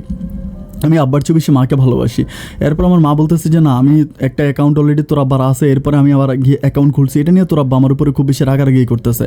আমি তখন তারা বলি আচ্ছা ঠিক আছে, তুমি একদিন আব্বার সাথে কথা বলাই দিও। তো আমার মা আমাকে আব্বার সাথে কথা বলাই দেয়। আব্বা তখন খুবই দুঃখ করে আমাকে বলে যে আমি কি এতটাই শত্রু হয়ে গেলাম, প্রত্যেকটা সন্তান তার বাবার অ্যাকাউন্টে টাকা পাঠায় আর তুই তোর মায়ের অ্যাকাউন্টে টাকা পাঠাস। বাবা যখন মইরা যায় তখন ছেলে তার মায়ের অ্যাকাউন্টে টাকা পাঠায়, তো আমি তো জীবিত থাকতে তুই আমার মাইরা ফেলছিস, তো আমার সাথে তার কথা বলে কী হবে? আমি মইরা যাই, তুই তোর মায়ের অ্যাকাউন্টে টাকা পাঠা, এটা বলে বাবা লাইনটা কেটে দেয়। পরে আমি আবার কল ব্যাক করি, করার পর আমার মা কলটা রিসিভ করে। তো মা তখন খুবই কান্নাকাটি করে বলে যে দেখ না তোর বাবা কেমন পাগলামি করতেছে। আমারও তখন খারাপ লাগে। আমি বলি যে মা তাহলে কী করা যায় বলো তো? আমার মা বলে তুই আর আমার অ্যাকাউন্টে টাকা পাঠাইস না, তুই তোর আব্বার অ্যাকাউন্টে টাকা পাঠা, কারণ তাহলে বাবা সাংসারিক জীবন অনেক ঝামেলা লেগে যায়, আর তোর আব্বা এখন অনেক ভালো হয়ে গেছে, আগের মতন নাই। আমি বলি ভালো হয়েছে? বলো অনেকটা ভালো হয়ে গেছে। যাই হোক, এরপরে আমি কী করি, কন্টিনিউ টাকা আমার আব্বার অ্যাকাউন্টে পাঠাই, আমার আব্বার অ্যাকাউন্টে টাকা পাঠাই, প্রতি মাসে আব্বার অ্যাকাউন্টে টাকা পাঠাই, চাকরি করি আর হচ্ছে সময় সুযোগ করি। আমি শুধুমাত্র ওই যে নাজমা নামের যে মেয়েটা আছে, ওই নাজমা মেয়েটার সাথে আমি মাঝে মাঝে ফোনে কথা বলি, মেয়েটা প্রচণ্ড রকম হেল্পফুল, আমি মেয়েটার প্রচণ্ড রকমের হেল্পফুল, মানে হয় না যে আমার প্রতি খুব বেশি কেয়ারিং, সকালে নাস্তা করছে কিনা জিজ্ঞেস করে, দুপুরে খেয়েছি কিনা জিজ্ঞেস করে। বিশ্বাস করেন সারাদিন কাজ করে আসার পর যখন খুবই ক্লান্ত শরীর নিয়ে শুয়ে পড়ি, তখন যখন নাজমা জিজ্ঞেস করে যে তুমি রাতের খাবার খেয়েছো তো নাকি না খেয়ে ঘুমিয়ে গেছো, তখন আমার এত ভালো লাগে আমি এটা ভুলে বুঝতে পারবো না। আমার কাছে যে একা ফিল হইতো প্রথমত, ওই একাটা আমার কাছে আর এখন ফিল হয় না। আমার কাছে মনে হয় এই দুনিয়াতে কেউ একজন আছে যে কিনা আমাকে নিয়ে ভাবে, যে কিনা আমাকে নিয়ে চিন্তা করে। আমি তখন বলি যে আচ্ছা তুমি কি আমাকে, মানে তখন তার সাথে কথা বলতে বলতে আমার মাঝে ভালো একটা আন্ডারস্ট্যান্ডিং হয়ে যায়, এবং আমি একদিন তাকে নিজের ইচ্ছে আমি প্রপোজ করি বলতে কি, তখন আমার মা আমাকে বারবার বলতেছে যে বাড়িতে বিয়ে শাদী কর, এরকম করে আমাকে মানে বলে। তো আমি মেয়েটাকে বলি যে আমি যদি তোমার সাথে রিলেশন করতে চাই, তুমি কি আমার সাথে রিলেশন করবা? আমি ইচ্ছা করে তাকে প্রপোজ করি, অ্যান্ড প্রপোজ করার পর একটা পর্যায়ে সে রাজি হয় বলতে সে খুব সংকোচ করে না, আমাকে বলে যে আমি প্রবাসীদেরকে অনেক পছন্দ করি, কারণ প্রবাসীরা বাংলাদেশের রেমিটেন্স যোদ্ধা, ওদেরকে আমার খুব ভালো লাগে, তুমি যদি আমার সাথে রিলেশন করতে চাও তো আমার কোনো আপত্তি নেই, অ্যাজ এ প্রবাসী হিসেবে আমি তোমার সাথে রিলেশন করব। যদি বাংলাদেশি কোনো ছেলে হইতাম, মানে যদি বাংলাদেশের থাকতা, তাহলে কিন্তু আমি তোমার সাথে প্রেম ভালোবাসা করতাম না। তুমি প্রবাসে থাকো, তোমার মনটা অনেক ফ্রেশ, আমার কাছে মনে হয় যে যার জন্য আমি তোমার সাথে রিলেশনে ইনভলভ হলাম। এরপর তার সাথে আমার রিলেশনটা কন্টিনিউ চলে, মানে আমাদের রিলেশনটা কন্টিনিউ চলে, ও আমাকে বুঝে আমি তাকে বুঝি, একেবারে গভীর প্রেমে মগ্ন। আমি তখন তাকে প্রচুর পরিমাণ ভালোবাসি, তখন আমার টাকা পয়সা বাড়ি ঘর ওগুলো নিয়ে কোনো চিন্তা ভাবনা নাই। তো তখন এভাবে যেতে যেতে কিছুদিন পরে আমি একটা ব্যাপার খেয়াল করে দেখতে পাই, মানে আমি ওকে খারাপভাবে নিয়ে নেওয়া ব্যাপারটা, ও বিভিন্নভাবে আমার কাছ থেকে টাকা চায়, মানে টাকা চায় বলতে ওর মানে দেখা গেলো একটা প্রবলেম হয়েছে, মানে বান্ধবীদের নিয়ে কোথাও ঘুরতে যায়, বাসা থেকে টাকা দিচ্ছে না, তখন আমাকে বলে যে তোমার জন্য 5,000 টাকা পাঠাবো, আমি তার জন্য 5,000 টাকা পাঠাই। এরকম করে কিছুদিন তার সাথে আমার এইভাবে টাকা পয়সার লেনদেন হয়, বাট আমি তাকে অনেক ভালোবাসি, বিশ্বাস করি। আমি জানি যে সে আমাকে কখনো ধোকা দিবে না, সে 5 ওয়াক্ত নামাজ পড়ে, এবং সে হচ্ছে প্রতি শুক্রবার, শনিবার এবং সোমবারে রোজা থাকে। এটা আমার কাছে সবচেয়ে বেশি ভালো লাগে, মানে শুক্র, শনি এবং সোমবারে রোজা থাকে, এরকম মানে এরকম ইয়াং বয়সে একটা মেয়ে মাদ্রাসায় পড়ে এবং সে রোজা থাকে, এই ব্যাপারগুলো আমার কাছে খুব ভালো লাগে, খুবই ভালো লাগে। যাই হোক, এভাবে অনেক দিন কেটে যায়। অনেকদিন কেটে যাওয়ার পরে একদিন সে আমাকে বলতেছিল যে তার মায়ের নাকি পায়ের অপারেশন হবে, পায়ের নিচে নাকি মাংস বেড়ে গেছে, এটা অপারেশন করতে হবে, টাকা লাগবে। তো তার বাবার কাছে এই মতো টাকা নাই, বাট ওর মায়ের পায়ের ব্যথাটা প্রচণ্ড রকমের ব্যথা করতেছে, উনি ঠিক মতো চলাফেরা করতে পারতেছে না, হাঁটা চলতে পারতেছে না। তখন আমাকে বলতেছে যদি কয়টা টাকা হইতো তাহলে মায়ের অপারেশনটা করতে পারতাম। আমি বললাম যে কত টাকা লাগবে? ও বলে বেশি লাগবে না, প্রায় 20,000 টাকার মতো হয়ে যাবে। আমি তখন তারা বললাম যে টাকাটা যদি আমি তোমাকে দিয়ে দিই তাহলে কি তুমি নিবা? আমাকে বলে যে আচ্ছা ঠিক আছে দাও, আমার আব্বা যদি বেতন পায় তাহলে আমি তোমাকে আবার দিয়ে দিব। ওর আব্বা একটা বেসরকারি কোম্পানিতে চাকরি করতো। তো যাই হোক, আমি তখন তাকে টাকাটা দিই, দেওয়ার পরে সে নেয়। এভাবে তাকে আমি কন্টিনিউ অনেক টাকা দিয়ে দিছি, আজ এটা কাল এটা বলে বিভিন্নভাবে তার আমি টাকা দিতাম। আমি টাকা উপার্জন করে তাকে দিতে আমার কষ্ট লাগতো না। তখন আমি কিন্তু ফোরম্যান হয়ে যাই, কনস্ট্রাকশনের লাইনের ফোরম্যান হয়ে যায়, আমার বেতনও বেড়ে যায়, আমার পরিশ্রমও কমে যায়। তো এরপর এভাবে যেতে যেতে একটা পর্যায়ে আমি চিন্তা করতেছি আমি তাকে অনেক টাকা দিই, আমি তখন ভাবি যে আমি তাকে বিয়ে করবো। অ্যান্ড মাও বিয়ের জন্য প্রচুর পরিমাণ প্রেশার দিচ্ছে। আর এরই মাঝে আমার ছোটো যে বোনগুলো আছে, এরই মাঝে আমার বড় বোনটার বিয়ে হয়ে যায়, বড় বোনটার বিয়ে হয়ে যায়, আর একটা ছোটো বোন থাকে। তখন আমি চিন্তা করতেছিলাম যে আর যাই হোক, আর আমার ছোটো বোনটাকে আমাদের বাড়িতেই বিয়ে, আমার ছোটো বোনের বড়টাকে আমাদের বাড়িতেই বিয়ে দেয়, আমাদের গ্রামের মধ্যেই এক জায়গায় বিয়ে দেয়। ওই ছেলেটা অনেক ভালো, উনি হচ্ছে আগে কুয়েতে থাকতো, এখন বাংলাদেশে আছে, ব্যবসা বাণিজ্য করে। তো এরপরে যেটা হইলো যে আমি তারে বললাম যে ঠিক আছে আমি তোমাকে বিয়ে করব, তুমি তোমার পরিবারের সাথে আমার পরিবারের কথা বলাই দাও। ও আমাকে বলে যে এভাবে না। আমি বলি কীভাবে? ও আমাকে বলে তুমি দেশে আসো, আমাকে দেখো, জানো, শোনো, বুঝো, দেন হচ্ছে তোমার পরিবারের সাথে আমার পরিবারের কথা বলাই দিব। আমি বললাম যে আমি তোমাকে কী দেখবো? আমি তো তোমাকে ভিডিও কলে প্রতিদিনই দেখি। ও আমাকে বলে ভিডিও কলে দেখা একটা, আরেকটা সামনাসামনি দেখা। তুমি বাংলাদেশে আসো, আমাকে সামনাসামনি দেখো, তুমি এরপরে আমার পরিবারের সাথে কথাবার্তা বলো, তুমি বিয়ে শাদীর কাজ করো, আমার কোনো আপত্তি নাই, কিন্তু এভাবে না দেখে এভাবে আমি এটা করতে পারবো না। যাই হোক, আমি তাকে বলি যে আচ্ছা ঠিক আছে, কোনো প্রবলেম নেই, আমি বাংলাদেশে আসবো। এটা বলার পর আমি 3 মাস আগে হচ্ছে আমার কোম্পানিকে বলি দিই, আমি যে কোম্পানিতে কাজ করি কোম্পানিকে বলি, কনস্ট্রাকশন কোম্পানি, আমি বলি যে আমি দেশে যাব, আমার কাগজপত্রগুলো ঠিক করে দেন। তখন ওই যিনি ফোরম্যান ছিল উনি কেরালা ছিল, ইন্ডিয়ান কেরালা, উনি আমাকে বলে যে ঠিক আছে তাহলে তুই 2 মাস পরে যা। এটা বলে উনি কাগজপত্র সব কিছু ঠিক করে 2 মাস পরে আমি দেশে যাব। কিন্তু সবচেয়ে বড় সমস্যাটা ফেস করতেছি তখন, আমি যখন দেশে যাওয়ার কথা বলতেছিলাম, বাট তখন দেখি কেমন জানি হচ্ছে নাজমা চেঞ্জ হয়ে গেল, প্রচুর পরিমাণ চেঞ্জ হয়ে গেল। আগে যেরকম আমার সাথে প্রতি ঘন্টায় কথা বলতো, এখন আর ওভাবে কথা বলে না। বাসায় এই সমস্যা ওই সমস্যা বলে ও কেমন জানি একটু সাইড নেওয়ার জন্য ট্রাই করতেছে, আমি বুঝতেছিলাম। তো আমি কিন্তু একটা কাজ অনেক চালাকি করছি, ওর যে টাকা পাঠাইছি আমি ওর ফোন নাম্বারেই পাঠাইছি, ওর বিকাশে, ওর মোবাইলে বিকাশ ছিল, ওর বিকাশে পাঠাইছি। এবং ওর যেভাবে আমি টাকা দিছি আমি কিন্তু প্রত্যেকটা টাকা ডকুমেন্টে রাখছি। আর সবচেয়ে বড় কথা হচ্ছে ওর সাথে আমি কথা বলছি, আমার ওর সাথে রেকর্ডিং আছে, ওই যে কথা হয়েছে কথা রেকর্ডিংগুলো আছে। তো এরপরে আমি চিন্তা করতেছি, আমি বলি সোনার চান আমার কাছ থেকে বাঁচতে পারবা না, ও আমার কাছ থেকে যেহেতু সরতেছে আমি আর তাকে ওভাবে প্রেশার করি না। কিছুদিন যাওয়ার পরে আমি দেখতেছি যে ও যেন কমপ্লিটলি আমার কাছ থেকে সরে যাচ্ছে। দেখা গেলো যে মেয়েটা প্রতিদিন আমার সাথে অন্তত 2 থেকে 3 ঘন্টা করে কথা বলতো, এই মেয়েটা এখন প্রতিদিন আমার সাথে 2 মিনিট করেও কথা বলে না। আমি বুঝতাম যদি সে কোনো কাজ করতো, বাট সে কোনো কাজও করে না, ইচ্ছে করে আমার সাথে কথা বলা বন্ধ করে দেয়। তখন আমি কী করি, আমি তখন আমার কোম্পানিকে রিকোয়েস্ট করি যে আমার ছুটিটা একটু দ্রুত আমাকে দেশে পাঠানোর জন্য আমি বিয়ে করব। তো 1 মাস পরে আমি অ্যাপ্লিকেশন করি, যেহেতু আগে বলছিল 2 মাস, এখন 1 মাস পরে আমি হচ্ছে সব কিছু ঠিক, আমি 1 মাস পরে দেশে যাই। দেশে যাওয়ার পরে আমি বাড়িতে যাই, আর বাড়িতে যাওয়ার পর আব্বা আম্মা, তারপর আমার ছোটো বোন, সবাই প্রচুর পরিমাণ খুশি হয়।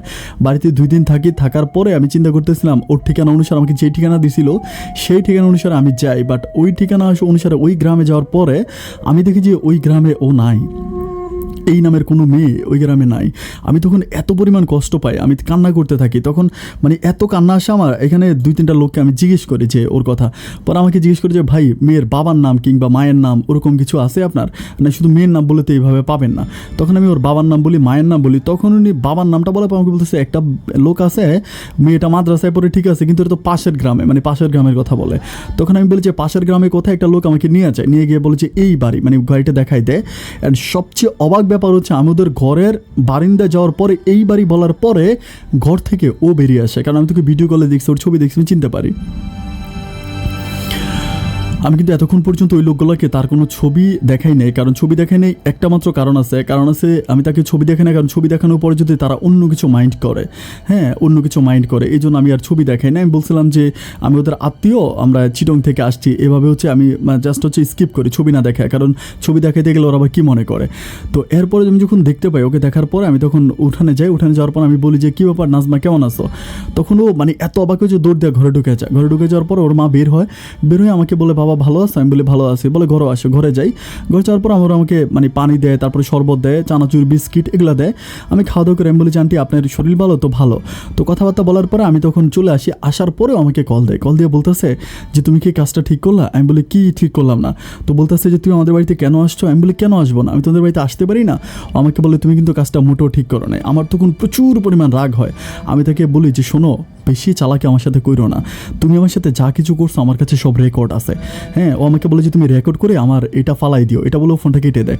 এরপর আমি তার এলাকাতে গিয়ে তার যেই মানে এলাকার যে লোক আছে ওর মানে বিভিন্ন রকমের যারা আছে এদের সাথে আমি কথাবার্তা বলি। ওদের এলাকা আমাদের এলাকা থেকে খুব বেশি দূরে না, কাছাকাছি।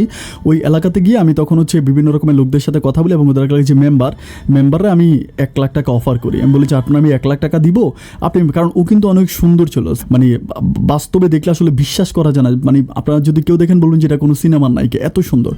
তো যাই হোক, পরিশেষে আমি করি কি ওই মেম্বারকে আমি 1 লাখ টাকা অফার করি। মেম্বার বলে যদি 1 লাখ টাকা দেস তাহলে ডকুমেন্ট দেস, তাহলে আমি সব ব্যবস্থা করবো। মেম্বারকে 1 লাখ টাকা দিয়ে ডকুমেন্টগুলো দিয়ে দেওয়ার পরে মেম্বার এলাকাতে দরবার ডাকে। দরবারে আমাকে ডাকে। আমি তখন দরবারে যাই। আমি বলি যে আমি বিদেশে ছিলাম, যেহেতু আমি প্রবাসে ছিলাম, সবাই আমার প্রতি যথেষ্ট সদিবান হয় এবং মেয়ের বাবাকে বোঝায় যে না এটা করেন না, এটা ভালো না, ছেলেটা বিদেশে থাকতে আপনার মেয়েকে টাকা দিছে এবং মেয়ে সম্পর্কও করছে। এখন মেয়ে পোল্ট্রি নিতে পারে কিন্তু আপনারা তো পোল্ট্রি নিতে পারেন, আপনারা তো বাবা মা। যাই হোক, এরপরে পারিবারিকভাবে আমি তখন আমার পরিবার নিয়ে যাই। পরিবার নিয়ে যাওয়ার পরে আমি আমার বাবা মাকে কিন্তু এই ব্যাপারগুলো বলি না। বাবা মাকে এই ব্যাপারগুলো বলি না, না বলে আমার পারিবারিকভাবে তার সাথে আমার বিয়ের কাজ কমপ্লিট হয়। আমি বাংলাদেশে প্রায় 5 মাস 17 দিনের মতো থাকি। থাকার পরে বিয়ের পরেও মোটামুটি একটু ভালো হয়ে যায়। বিয়ের পরে ও অতীতের কথাগুলো ভুলে যায়, মানে অতীতে তার সাথে আমার ঝগড়া হয়েছে, যত যাই হয়েছে বা এগুলো ভুলে যায়, আমি দরবার করছি এগুলো ভুলে যায়। তো সংসারটা অনেক ভালোই চলতেছিল। তার সাথে আমি থাকার পরে, বাংলাদেশে থাকার পরে আমি আবার সৌদি আরবে ব্যাক করি। ব্যাক করার পরে তখন আমি সম্পূর্ণ টাকা আমার আব্বার অ্যাকাউন্টে দিই। আমি তার অ্যাকাউন্টে কোনো টাকা দিই না, কারণ আমি আগ থেকেই জানি যে সে একটু খারাপ টাইপের, সে মানে কিছু একটা করে ফেলতে পারে। এই জন্য তার অ্যাকাউন্টে টাকা দিলে আমি টাকা দিই আমার আব্বার অ্যাকাউন্টে। এভাবে আরও প্রায় 3 থেকে 4 বছরের মতো কেটে যায়। আমি তখন একটানা কাজ করে, আমার একটা টার্গেট যে আমি একটানা 5 কি 6 বছর থাকবো, থাকার পর আমি একেবারে বাংলাদেশে চলে যাব, আমি আর আসবো না। কারণ এভাবে হচ্ছে বউ বাংলাদেশে রেখে বিদেশে থাকাটা ভালো দেখায় না। এভাবে তখনই তো নাজমা আমাকে বারবার বলতেছে তুমি বাংলাদেশে চলে আসো, বাংলাদেশে চলে আসো। বাংলাদেশে যাওয়ার জন্য আমাকে বিভিন্নভাবে প্রেশার করে। তো এভাবে আমি যাই না। তা হঠাৎ করে আমাদের এলাকার একটা ছেলে, যার নাম হচ্ছে নাজমুল আমার একদিন মানে ফোন দিয়ে বলতেছে যে বন্ধু তোরা একটা কথা বলি, তুই আমার কথাটাতে রাগ করিস না বা মন খারাপ করিস না, আমার কথাটা তুই একটু মনোযোগ দিয়ে শোন, অ্যান্ড শোনার পরে তুই রিয়েক্ট করিস, আমার কোনো কিছু বলিস না। আমি বললাম যে না না ঠিক আছে, তুই আমারে বল। পরে বলে যে তোর বউ মার্কেটে গেছিলো আজকে। আমি বলি হ্যাঁ মার্কেটে গেছিলো, আমি তো জানি। তো বলে কার সাথে গেছিলো জানোস? আমি বলি শুনলাম তো আমার ছোটো বোনের সাথে। পরে বলে ছোটো বোনের সাথে না রে, তোর বাবার সাথে। আমি বলি হ্যাঁ তো গেছে, তো কী হয়েছে? বাবার সাথে মার্কেটে গেছে। তো বলে বন্ধু তোর একই গাড়ি করে ওরা আসছে, মানে ওরা যে লোকাল বাসে করে আসছে বাড়িতে, আমিও সেম বাসে করে আসছি। আমি ওদের বাসের পিছনে ছিলাম। ওদের যে মানে কথাবার্তা, আচরণ, তারপরে ওদের যে ব্যবহার, এগুলো কিন্তু আমার কাছে ভালো লাগে নাই। আর ব্যাপারটা তুই একটু মাথায় রাখিস, ব্যাপারটা একটু চিন্তা করিস, এটা বলে ও কী করে ফোনটা কেটে দেয়। তখন আমার এত বেশি খারাপ লাগে যে আমি কিন্তু আমার আব্বার চরিত্র সম্বন্ধে আগেও জানি, আমার আব্বার চরিত্র কিন্তু ততটা ভালো না। যদি আমার জন্মদাতা পিতা, তারপরও খারাপকে তো খারাপ বলতেই হবে। আমি তখন এই ব্যাপারগুলো আমার মাকে জিজ্ঞেস করি। আমি বলি যে মা এই ঘটনা, এগুলো সম্বন্ধে তুমি কিছু জানো কি না? আমার মা তখন মানে কোনো কথা বলে না, মা ঘুমড়ে কাঁদে।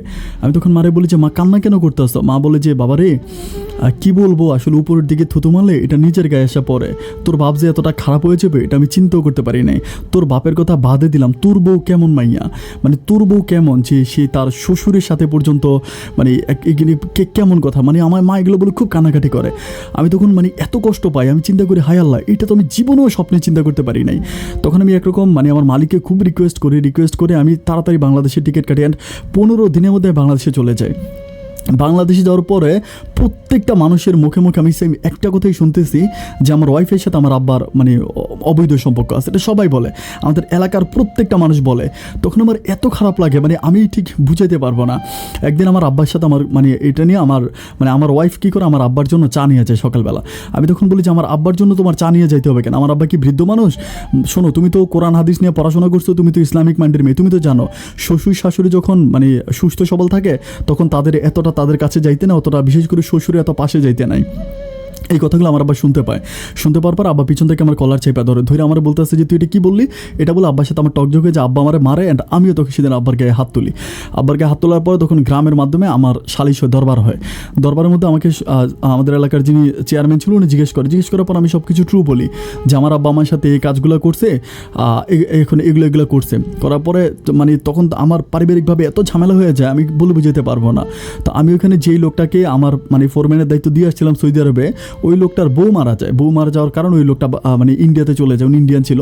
তখন আমার মালিক আমাকে কল দিয়ে বলতে আসে যে সৌদি আরবের অবস্থা মানে এখানে যে লোকটা ছিল এই লোকটা চলে গেছে, তুই যদি আসতে চাস তুই তাড়াতাড়ি চলে আয়, তুই এখানে ফোরম্যানের দায়িত্ব পাবি যে দায়িত্ব তোর আগে ছিল, আর তুই যদি না আসিস তাহলে আমরা তোর জায়গায় অন্য কাউকে বসাই দিব, অ্যান্ড তুই আসলে তুই আবার হেল্পারের কাজ করবি, মানে তাবুকের কাজ করবি। তখন আমি চিন্তা করতেছি তাবুকের কাজ করলে আমার বেতনও কম, আর আমি এত পরিশ্রম করতে পারবো না, এখন আমার বয়স হয়ে গেছে। আমি তখন আর আমি কি পারিবারিক ঝামেলা সামলাবো নাকি বিদেশে চিন্তা ভাবনা করবো আমি ঠিক বুঝতে পারতেছিলাম না। প্রচুর পরিমাণ কান্নায় ভেঙে পড়ি আমি তখন আমার মানে আব্বা আম্মার সাথে একরকম ঝগড়াঝাটি করে আমি কিছুদিনের ভিতরে আবার সৌদি আরব ব্যাক করার পরে আমি আমার মার সাথে কথা বলি। আমার মা তখন আমাকে বলতেছে যে বাবা টাগলামি করিস না, কোনোভাবে দেখ আগে তোর আব্বার অ্যাকাউন্টে তুই সবগুলো টাকা দিয়ে দিছিস, টাকাগুলো নিতে পারিস কিনা। আমি আমার আব্বারে যতভাবে বলি যে আব্বা আপনার অ্যাকাউন্টের টাকাগুলো আমাকে দিয়ে দেন, বাট কোনোভাবে আব্বা তার অ্যাকাউন্ট থেকে একটা টাকা আমাকে দেওয়া তো দূরের কথা সংসারের জন্য খরচ করে না। আব্বার অ্যাকাউন্টে টাকা সম্পূর্ণ আব্বার অ্যাকাউন্টে পড়ে আছে। আর আমার বউকে আমি যতই বুঝাই আমার বউ কখনো আমার লাইনে আসে না। আমার বউ আমার বাপ যা বলে আমার বাপের কথাই শোনে, আমার বাপের কথা ছাড়া সে কোনো কিছুই বুঝে না। এভাবে রাগারাগি করে আমি আমার বউ এবং আমার বাবা এবং আমার মা এদের নিয়ে টেনশন করতে করতে একটা সময় আমি কোনো কাজ করতে পারি না, পাগলের মতো হয়ে যায়। আমি চিন্তা করতেছি এভাবে ডিপ্রেশনে থাকলে আমি মরে যাব। আমি 1 বছর সৌদি আরবে থাকার পর 1 বছর পর আমি আবার সৌদি আরব থেকে বাংলাদেশে ব্যাক করি। আমি থানাতে যাই, চেয়ারম্যানের কাছে যাই, বিভিন্ন জায়গায় গিয়ে মামলা মোকদ্দমা করার জন্য চেষ্টা করি। তখন আমার মা আমাকে একটা কথা বলে, তোর বড় বোনটাকে বাড়িতে বিয়ে দিছি আর তোর ছোটো বোনটাকেও এলাকাতে বিয়ে দিছি, এখন যদি আমি তখন চিন্তা করতেছিলাম যে আমি আমার বউকে ছেড়ে দিব, আমি এমন বউ রাখবো না। তখন আমার আম্মা আমাকে বলতেছিল তুই যদি তোর বউটারে ছাইরা দেস, আজকে ছেড়ে দিলে তোর বাপে কালকে তার বিয়ে করে ফেলবে। আমি বলি মা তুমি কী বলতেছ? আমার মা বলতেছে আমি আল্লাহর কসম করে বলি তুই আজকে ছেড়ে দিবি তো কালকেই তোর বাপে তার বিয়ে করে ফেলবে, আর তোর বাপে যদি তোর বউরে বিয়ে করে এখন যে বদনাম হয়েছে তার বদনাম আরও 3 ডাবল হবে, তুই এলাকাতে মুখও দেখাতে পারবি না, আর আমারই মানে ফাঁসি দেওয়া ছাড়া কোনো উপায় থাকবে না। তোর বড় বোনটাকে যেখানে বিয়ে দিস ওই ঘর থেকে ওরা তোর বোনকে দিয়ে দিবে, আর ছোটো বোনটাকে তুই বিয়ে দিতে পারবি না।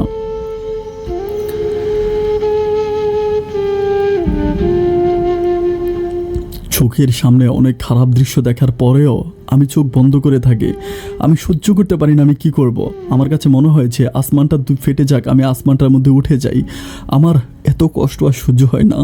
জীবনে এমন কি পাপ করেছিলাম যে পাপের কারণে আল্লাহ আমাকে এমন শাস্তি দিচ্ছে।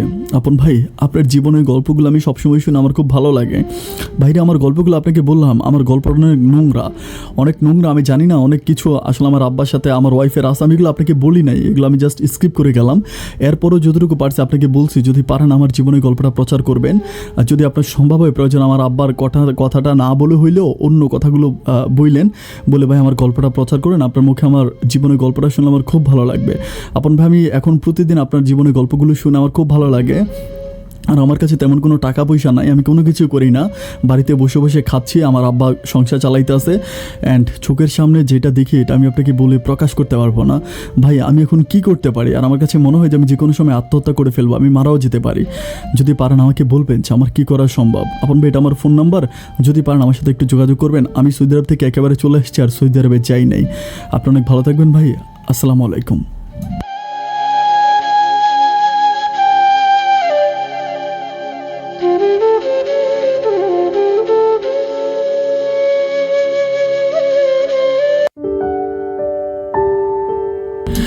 দর্শক বন্ধুরা সবাইকে অনেক বেশি ধন্যবাদ শুরুতেই যে এত লম্বা একটি স্টোরি আপনারা আমার সাথে শুনেছেন। আসলে আমি দেখি যে আপনারা অনেক সময় আমাকে ইনবক্সে কমেন্টস করেন যে আপন ভাই স্টোরিগুলো একটু ছোট করার জন্য ট্রাই করেন, তাহলে হয়তো অনেক ভালো লাগবে। দেখেন এটা আমার বানানো কোনো মুখের স্টোরি না যে আমি আমার নিজ থেকে বানাইলাম তারপর আমি একটা অংশে এটা কেটে স্কিপ করে ছোট করে ফেললাম। এটা একটা মানুষের বাস্তব জীবনের গল্প। আমি চাইলেও এটাকে ছোট করতে পারি না, আর ছোট করতে গেলে আপনারা স্টোরিটা বুঝবেন না।